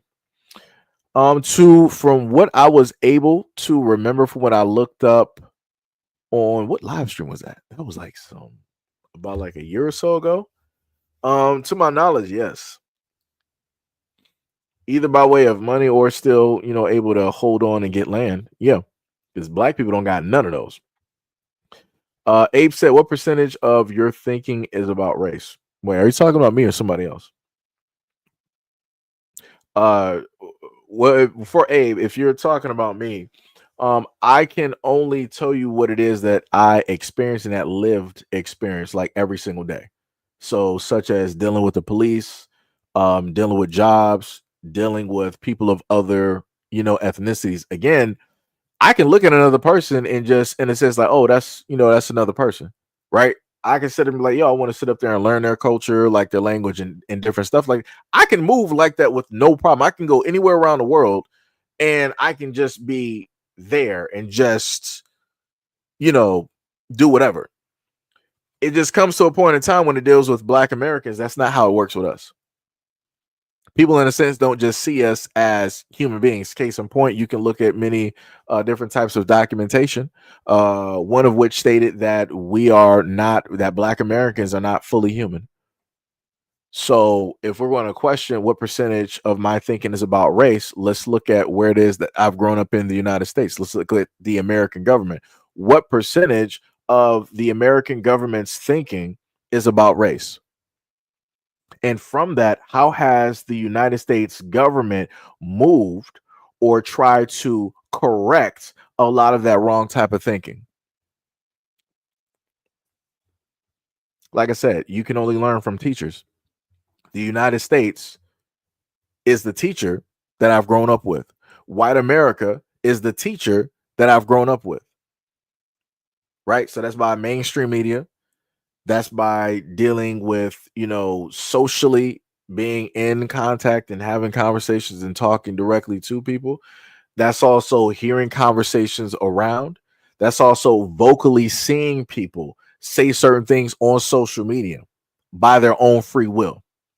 And also looking at news stories by way of doctors, nurses that I've covered, police officers, lawyers, DA, judges, government officials, looking at all of these people who are white and how it is that they deem and look at Black Americans and everything that they have to say that is negative.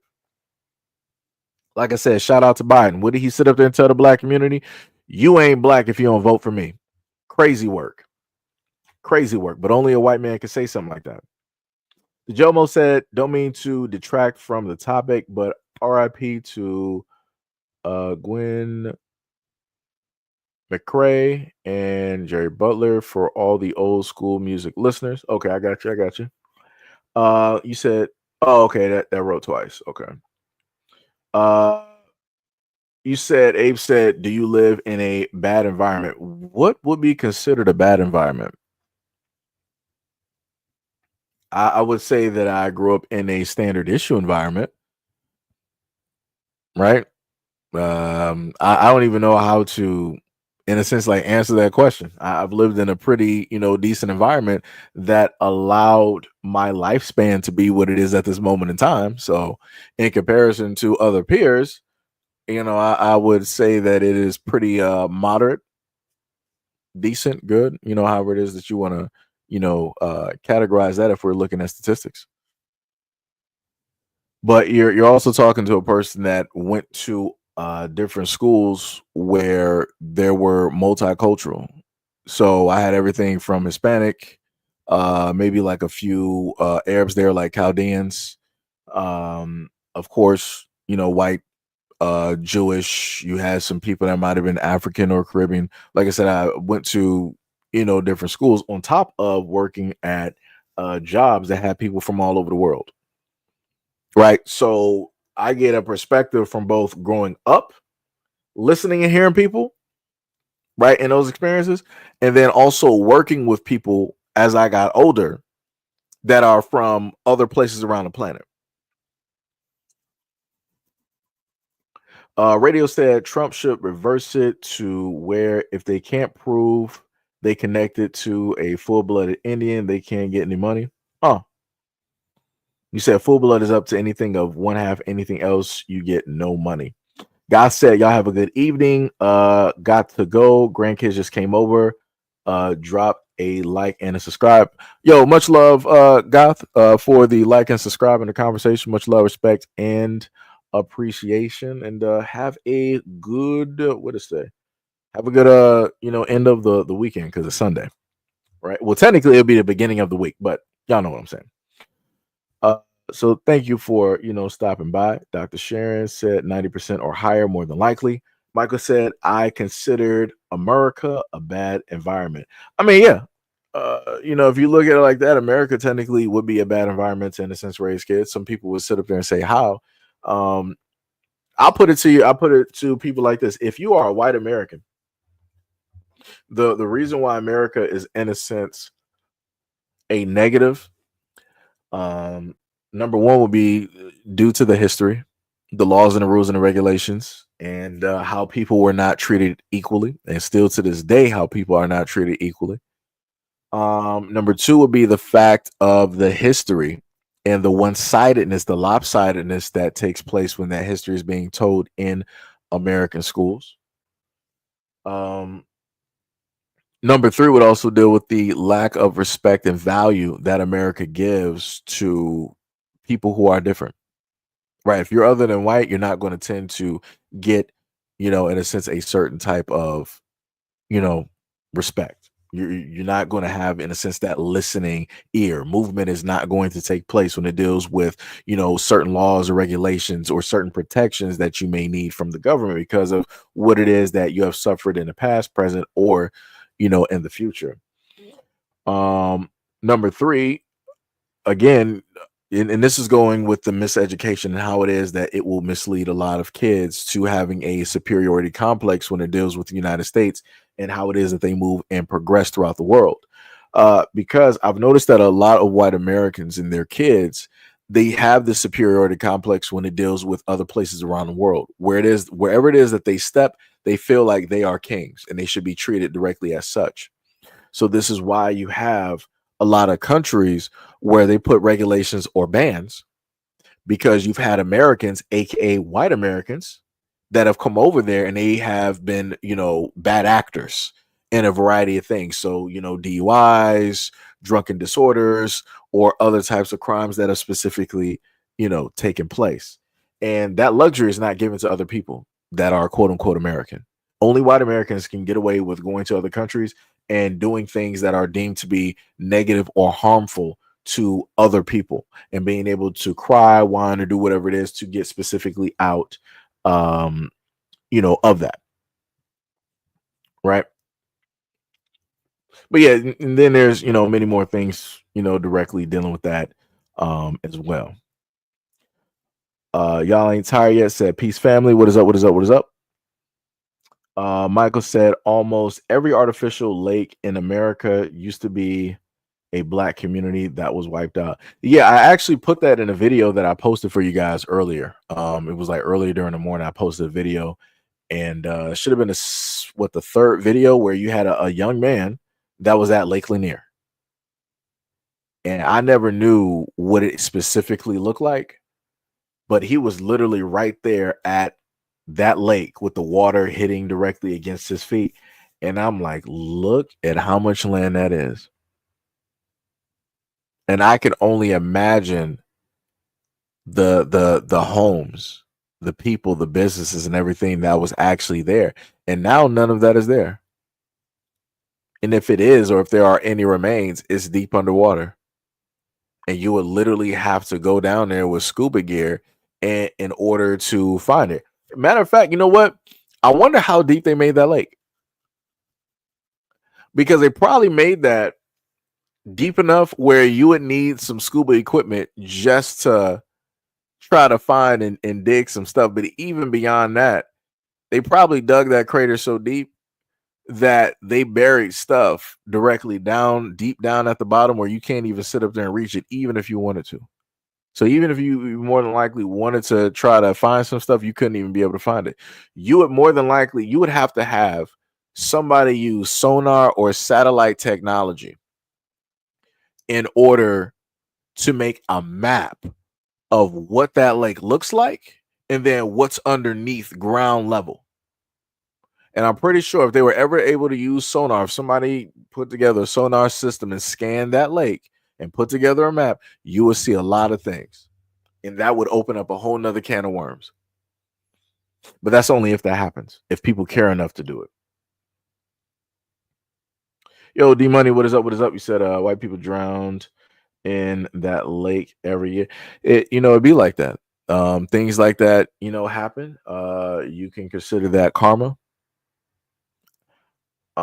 Because how karma works is that it'll happen indiscriminately. It might not happen, specifically to them, but it'll happen to somebody that they know. It'll happen to somebody in proximity. And that's what be happening. We got somebody in the chat sounding like a bird. Don't even know what that's supposed to mean, but it is what it is. Again, shout out to the trolls directly in the lobby at the moment. I'm saying lobby like I'm on Xbox. In the chat at this moment in time, we got Dr. Shannon says, I say that they should drain the lake. Yeah, good luck with that one. They ain't gonna do that. Whenever they bury something, get rid of it, they're gonna make sure it stays there. They're gonna make sure that it stays there. Yo, Mo said Google says that it's 160 feet at its deepest. Oh, that's not bad. That's not bad. I thought it would actually be a lot deeper. Shockingly enough. So that's not bad at all. All right. Okay. Yeah, so they can easily get some equipment real quick and and do some stuff. Get some people with some money real quick. It'd be easy. Like I said, if you had a celebrity, let's say you got a celebrity out here that got like 15 million, they could easily sit up there and spend, let's say on some good stuff, probably about like 100K plus, using like some sonar tech and whatnot and scanning the lake. Like I said, that'd be a good doc. That would be a very great documentary to sit up there and do that and put that together. So that's the idea for somebody out there. Michael said they made it deep enough to bury the dirty secrets. That's bars. What is up, New Era? New Era said, and let's not forget at chat that the government allowed this ish to happen to our towns and turn them into lakes. Yeah. And and that's the thing that a lot of people don't want to even talk about. When you have a lot of people that want to say that, oh, everything was in the past, just get over it. It's easy for you to sit up there and say, because you did not go through the exact same history. Out of all of the groups of people on this planet that talk about their history, Black Americans are the ones that are always consistently told to shut up by the world. Everybody's like, oh, here you guys go again. You're trying to be victims, this, that, and the third. But like I said before, when the Jewish community talks about their history and what it is that their people went through, nobody's saying those things. The world is not telling them to be quiet. The world is not telling them to pipe down. When the Native Americans, whenever they decide to do it, right? When they decide to speak about their history and what it is that they face in the United States, nobody's telling them, oh, but that was so long ago. Stop talking about it. Get over it. Nobody's telling them that. Nor is the whole world. It's only when Black Americans start speaking, everybody else tells us to shut up. And this is why I tell people before, people got to pay attention. If you got everybody else looking at you as the problem and not looking at the problems all around everybody else, that's let you know exactly who it is that you are. That's let you know how it is, like how special it is that realistically you are. Just saying. Just saying. Tippy says Central Park was a black town. Yep. D Money said they made a horror movie about that lake last year.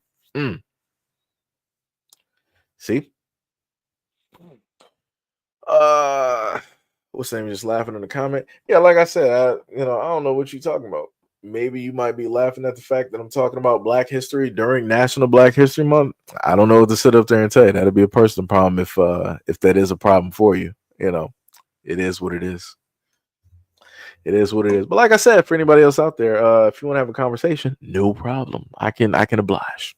But the moment of time you start speaking or looking a little bit reckless, either me or the moderation team of snipers will just so happen to get you. So, just gotta let people know that, because some people be acting quite aloof, when things take place.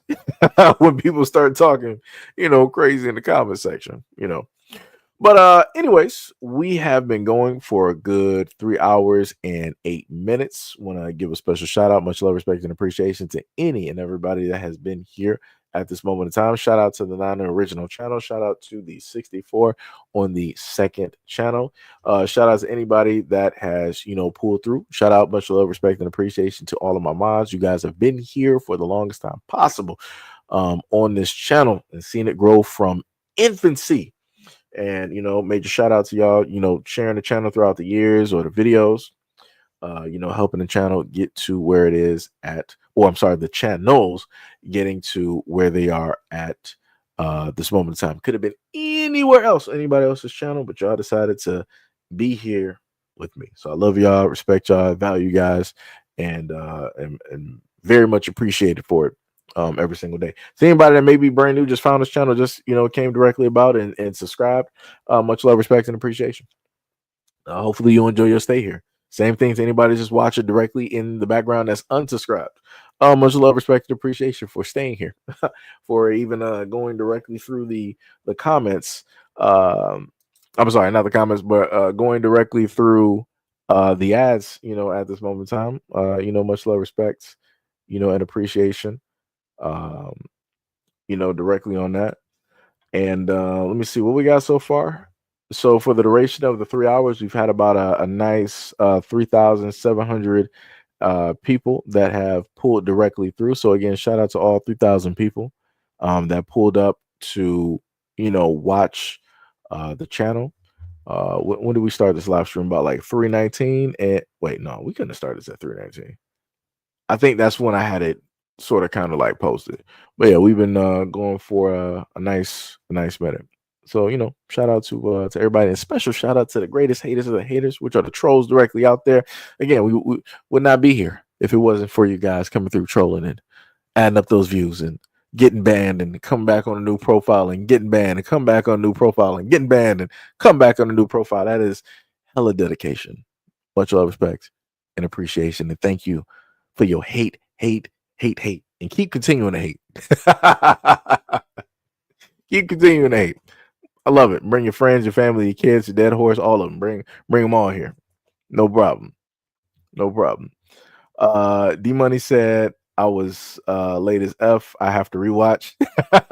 Michael said we're not victims, we're consistently victimized, but instead of wallowing in victimhood, we'd rather square up. Bars. New Era said I was trying to watch on both. Hey, much love, respect, and appreciation. I don't even know how many pulled through on the first channel. It's probably maybe if we got about 3.7 on the secondary channel that pulled up within 3 hours, we probably maybe got somewhere close, like maybe a K or something like that on the original channel.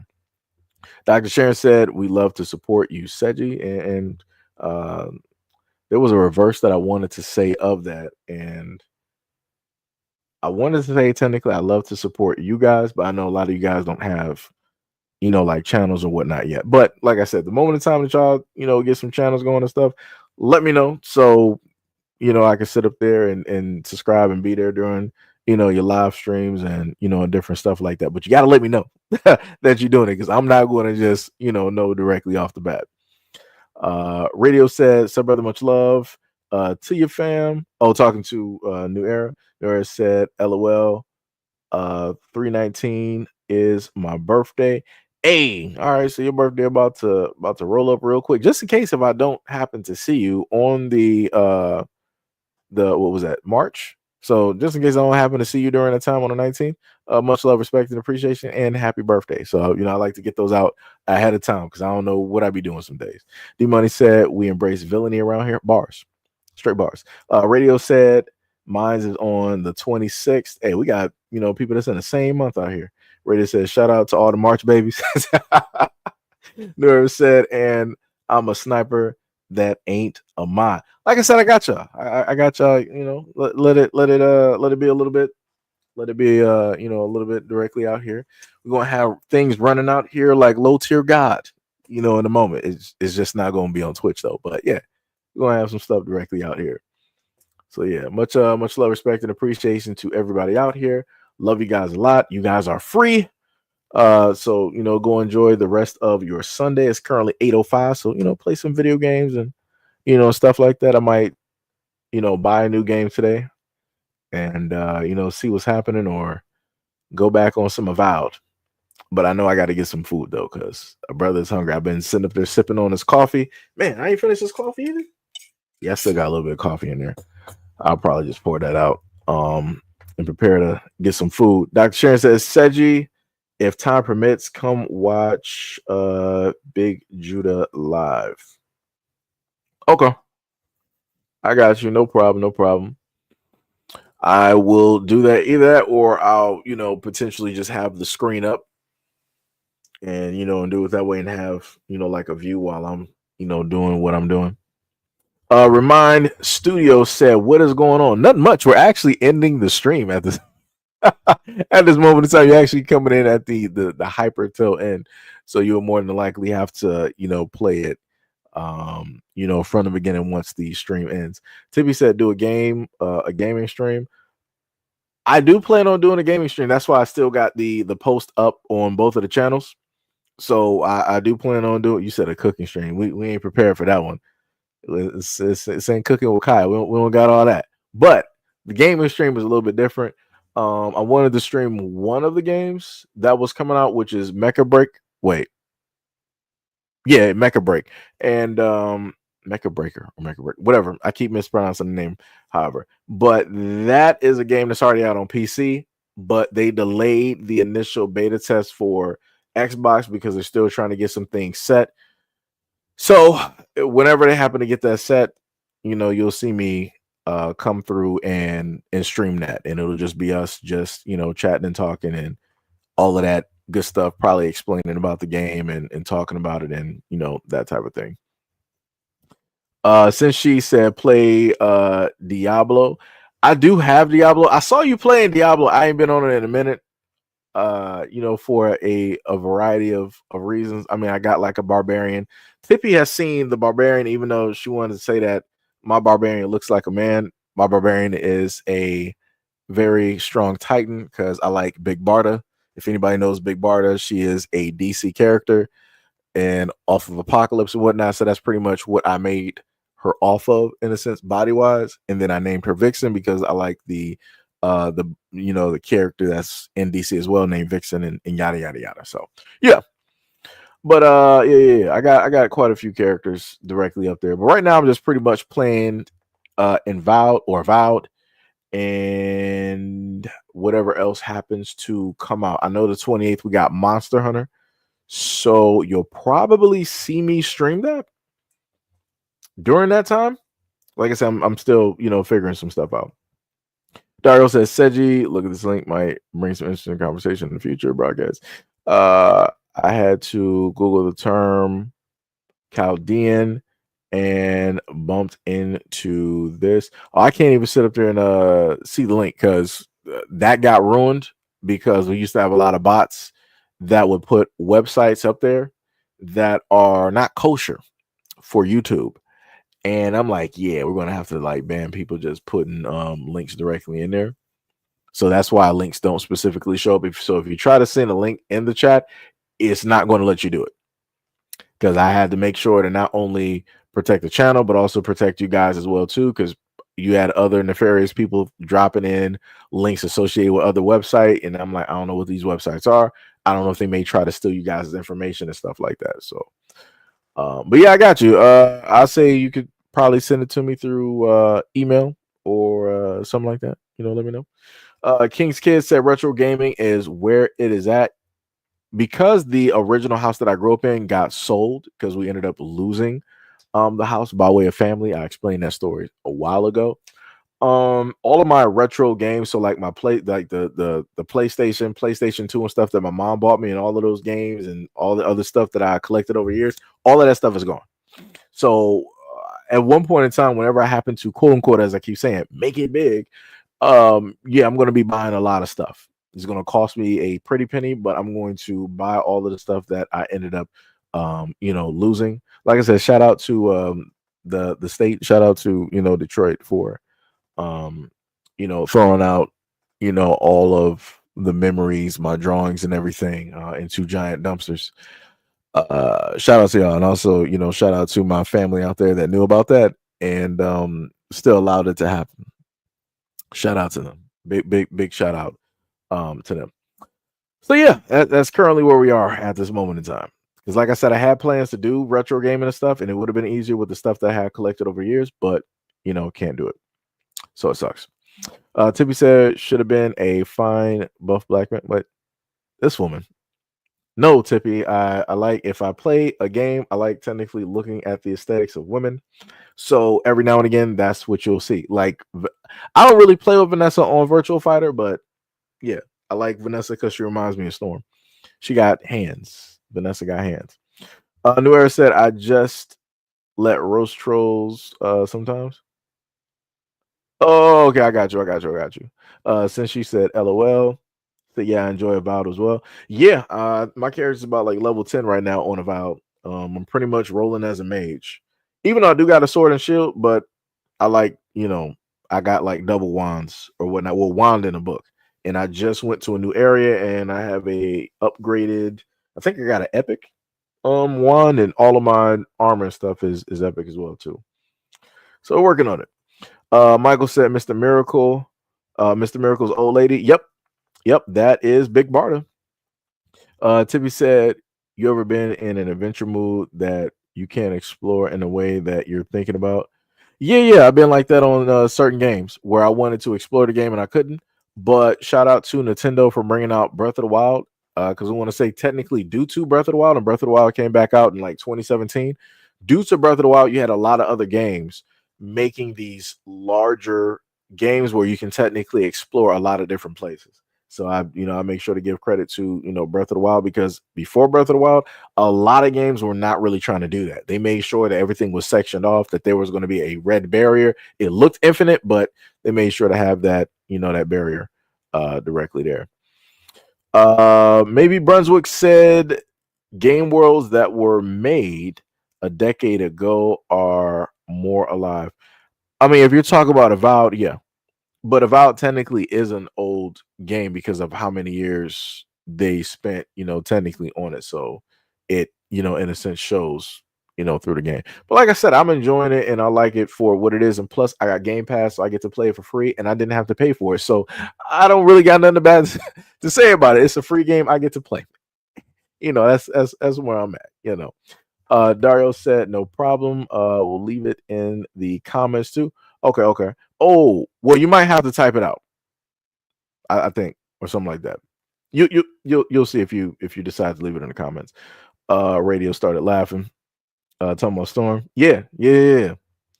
Tippy said in real life, said you not in games. Oh, okay. Yeah, I got you. Since she said, I also said play Barbarian with me on D4. Oh, I didn't even see that part. But yeah, I got well, I would have to. Do I even have a new one? Who did I even make for the new season? Who did I make last year?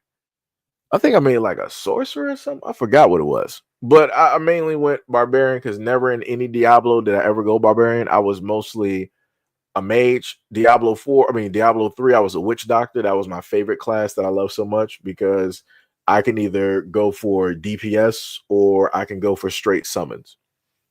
And that's what I would normally do. What else do we got? Maybe Brunswick said NPCs just stand there. All stuff on tables are static. Guards don't do anything. Avowed, as you said, is a lazy cash grab. I mean, I can list far worse games that were, AAA produced. I bought not Vice City. Jesus Christ. I can see the game directly in. I bought Cyberpunk when it first came out, and that game realistically was bare bones. It's a AAA game. Graphically, it looked good and everything, but a lot of things just weren't there. And it took for them to add that in over the years. And a lot of game companies, their main excuse for stuff during the time, they was like, oh, pandemic. That was the excuse that they were running with for years. And I'm like, no, we're in like 2023. You can't keep saying like it's the pandemic. You can't keep trying to run with that and say that that's why the game is delayed or unfinished or this ain't working or that ain't working or why this is missing. And nah. So like I said before, and then again, I'm also going to list that I've come from a simpler time of games. Like I originally played on Game Boy. I played on PC. Like I had a Mrs. DOS 95. So a lot of the stuff that I hear people complaining about, that's nothing to me because I had really basic and bare bones. You don't see basic and bare bones up until you go back to the earlier days of PC. Right, where stuff was really static, where stuff was like 8-bit and all of that type of stuff. So like I said, for me, it's to each his own. Brunswick said it's 2025. It's disrespectful. I mean, hey, like I said, I enjoy it. If other people can't, I don't know what to tell them. Hack said, I know the feel. I lost my first edition Pokemon cards in public storage a while back. Yeah, I know that hurt. I know that hurt, man. Since she said Pillars of Eternity Universe old, man, took it back. Tippy said team up with one of his subscribers on a gaming stream. That would be cool. No, like I said, trust me, I got a lot of plans to do that. And especially if people happen to have those games and whatnot, we can do that. I actually I teamed up with somebody before. I'm not sure if they're here or not. What was it? What were we playing? I think it should have been Call of Duty. I don't think I've seen that brother online in a minute either. But yeah, I teamed up with somebody. It was me and Officer Haku, aka Brandon V World, and we teamed up with somebody and played some Call of Duty for some hours. We were just like going through, like lobbies and everything, just having fun and talking. Since you said, what does PlayStation have going on? Nothing. Oh, also for anybody else on Xbox, we do got ID, game ID or Xbox ID coming up, but we don't have a specific date, so be on the lookout for that. Since she said Avowed is very nice, maybe says Cyberpunk was an idea ahead of its time. Avowed is lazy, brings nothing new to the table. I mean, you could say that for a lot of shout out, much love, respect, and appreciation to whoever just subscribed to the channel. Much love, much love. You can say that about a lot of games of today. A lot of games right now don't really bring anything to the table. A lot of games right now are copying the rogue like type of thing where it's just easy made, it's pretty simple, and you just copy and paste whatever game it is and you just push out a game. You have a lot of games that's in a sense doing that. That's not really bringing anything to the table. Anything that's a shooter, nobody's really doing anything new. The only one technically that I would say would be Fragpunk, which is coming out. It's free to play, first offhand, but they do have a pre-order where you can get, of course, certain things for just like $10. But if you're on Xbox or PC, wishlist Fragpunk. I played the beta, and it was pretty fun. Once I got used to the controls and got back into the whole thing of playing shooters, it was actually pretty fun. And how it is that you can manipulate certain things in the shooter and change from day to night or from hot to cold, and a variety of different environmental things. Like I said, they do things on there that Call of Duty, Battlefield, and Halo have in a sense never done. So if this is successful and people give it enough attention, you'll start to see a lot of other shooters try to implement a lot of those things later on. But again, check out Fragpunk. Look at the trailers, look at the gameplay, and you'll see what I'm saying.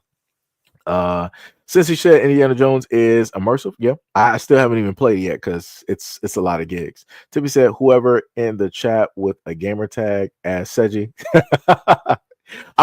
They can add me, but then I would also have to add them to the standard issue profile of now that I normally play on, because that's basically my Call of Duty profile.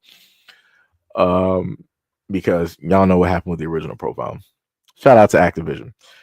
Tippy said, that's low, Seiji, how you said nothing about PlayStation. I have a PlayStation, Tippy. Did you forget? Remember, we played games earlier on. It was me, you, who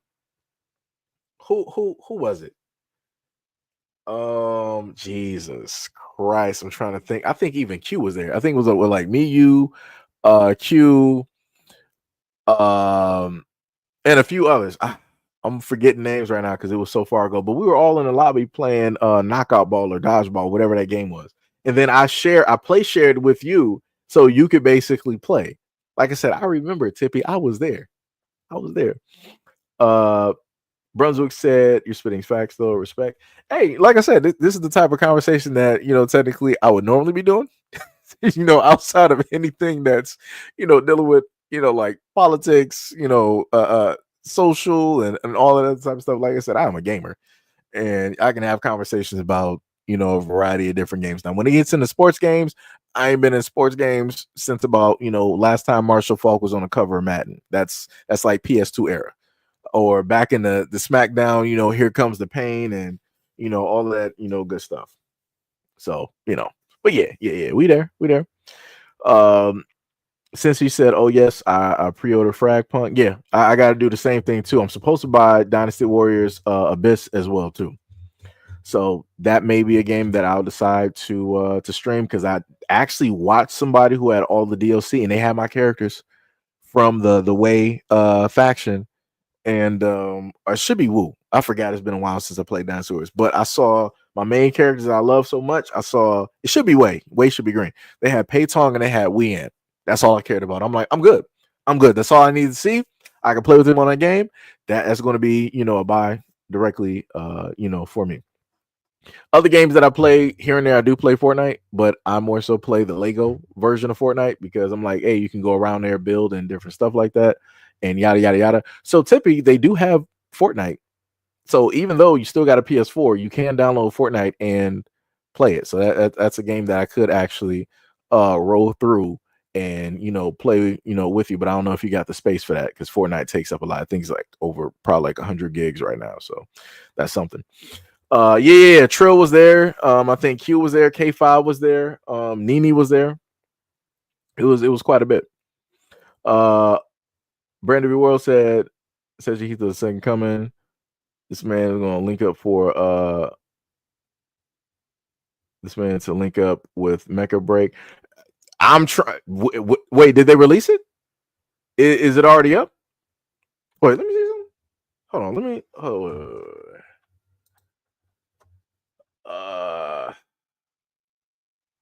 Let me see something real quick.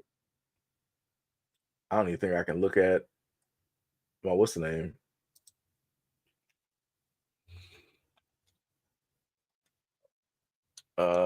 Let me see.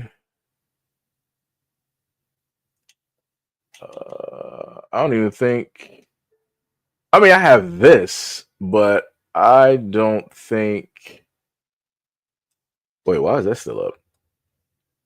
This is like the tail end of the stream, so it don't even matter at this moment. Let me just see something real quick. I don't even think.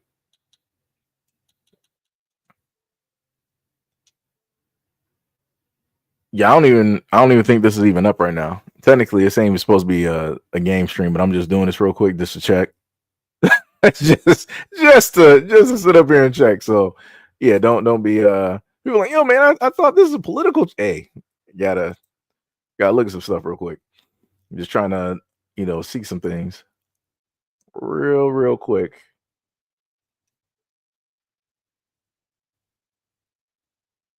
Yeah, I don't think. I mean, it did spin, but I don't think it's this would actually be the what's the name though? Yeah, sign in is basically just up there. I don't even think it's up yet. Or I would have to, download something else. Tippy said I was a beast at that game. I remember. Wow, that's diabolical. Brunswick said EA killed sports games. Yeah. Since she said POS station, that's cold blooded. Pink said Steam has been coming with a lot of good horror games on PC. Yeah, and Tippy has been always telling me, it's like, yeah, play a horror game. I'm not really a horror person. I'm not against it. I would really have to like get into it, like sort of like Elden Ring. Originally, I wasn't mind-wise focused on playing games like that. I didn't really have the what was the focus to do it, but then after I got directly into it, got into the story, built my character and whatnot, and I was going around the land, I was straight Elden Ring. You couldn't tell me nothing. Couldn't tell me nothing. Was out here in these Elden Ring streaks for about close to 2 months. Maybe said you should play Mass Effect. I've watched people play Mass Effect. I did have Andromeda. I didn't have Mass Effect 1, 2, or 3, but I did have Andromeda, and I didn't finish it. Sad to say. And I know we do have another Mass Effect in the works, so you'll probably see me on that. I did tell people this year when it launches, I want to say in fall, you will see me doing GTA streams. That is going to sit up there and happen. No matter what is happening, I'm going to be sitting up there doing some GTA streams because again, that's going to be one of the biggest games this side of the century that is going to come out that the whole world is going to be playing. So got to be there for it, just for the fact. Brandon, you said, yep. Well, maybe I gotta look up something different. Hold on, let me see something real quick. I might have to go to his store and I can't even see on this. Oh, I gotta zoom this in real quick. Jesus. Dun, dun, dun. I decided to type that wrong. Wait, hold on. Let me see something. Let me see one thing before I do it.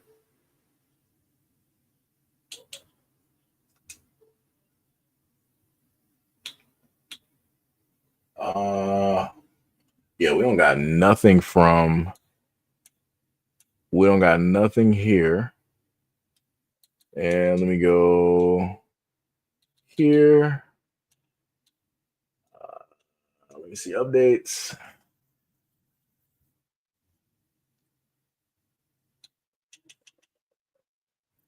Yeah, I still gotta fix Marvel Rivals. Oh boy. Yeah, I got nothing up there for Mecha Break. And the craziest part is if I look, yeah, I got Mecha Break here. I think that's supposed to be the full game, but I ended up downloading that by mistake somehow. And then you got the beta right there, which was the one from January, right? Let me see. So I'm not sure because the original one ain't working.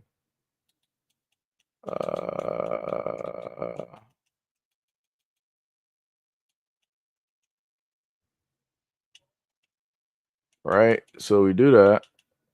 Go here. And then technically it leads me to that. Go to manage. Nothing's there. Nothing to install. Go to store. Nothing. Yeah, I don't know. I'm gonna have to, figure something out. I might have to look online real quick because I don't know what is happening. What is it? You said I want to see him play scary games just to see his reaction. Well, see, you would need the camera actually on for that. Pink said horror games are awesome. Yeah, Pink has played. I think I seen you play some horror games on Twitch before. You said, may I suggest Massacre at the Mirage? That game is gross. They also got another game that was on. They got another game coming out on PC. It's called PC and console. It's called Ill. So if you want to be disgusted, go look that game up. If you like horror games, you want to be disgusted, look up Ill. That is going to get you. And I think the graphics wise, it's Unreal Engine 5. Crazy work on that one.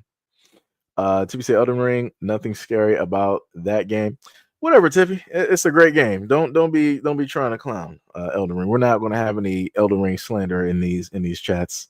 Brunswick said Andromeda doesn't even compare. I mean, yeah, it doesn't technically count because realistically, every Mass Effect fan is like, we only got 1 through 3. Andromeda is whatever. So now they're going back to Mass Effect with the newer one that's coming out. Pink said, I have Ill on my wish list. Yep. Hack threw in the chat the link to what is it called? Oh, that is the other thing too. Moderators are able to throw in links. due to the fact that, you know, their moderators verified and, you know, stuff like that. Just in case if anybody's wondering how come, you know, you can't throw links directly in there, that's, you know, the thing there. Since she said, anyway, go get food, man. We appreciate your discussion for real. However, you've got to eat, and oh yeah, Rainbow Six Siege is better. Cold blooded. I played Rainbow Six Siege. That's actually pretty Siege. I don't know. I'm skipping out on words. It's actually a pretty dope game. I agree. Rainbow Six is a pretty dope game. Pretty dope. And a new one, Rainbow. There's supposed to be a new Rainbow Six that. Oh well, it's not going to be Rainbow Six, but a new Rainbow game that is supposed to be out pretty soon. I'm not sure when, but be on the lookout for that. But yeah, I guess that's it. I'll probably hop into talk to Officer, you know, Haku. I keep saying Haku, Brandon V World, and try to figure some things out where it deals with Mecha Break, and you know, go directly from there. You know, and different things like that. But you know, much love, respect, and appreciation to any and all people that have been here at this moment in time. And yes, pretty soon we will be having some video game streams. And what is my cat doing? We will have some video game streams for entertainment purposes for everybody. Shout out to all 14 that's on the original channel. Shout out to all 39 that is on the secondary channel. Love you guys. Appreciate you guys. Thank you guys for everything. And I will catch you guys on the next live stream and video. Peace out.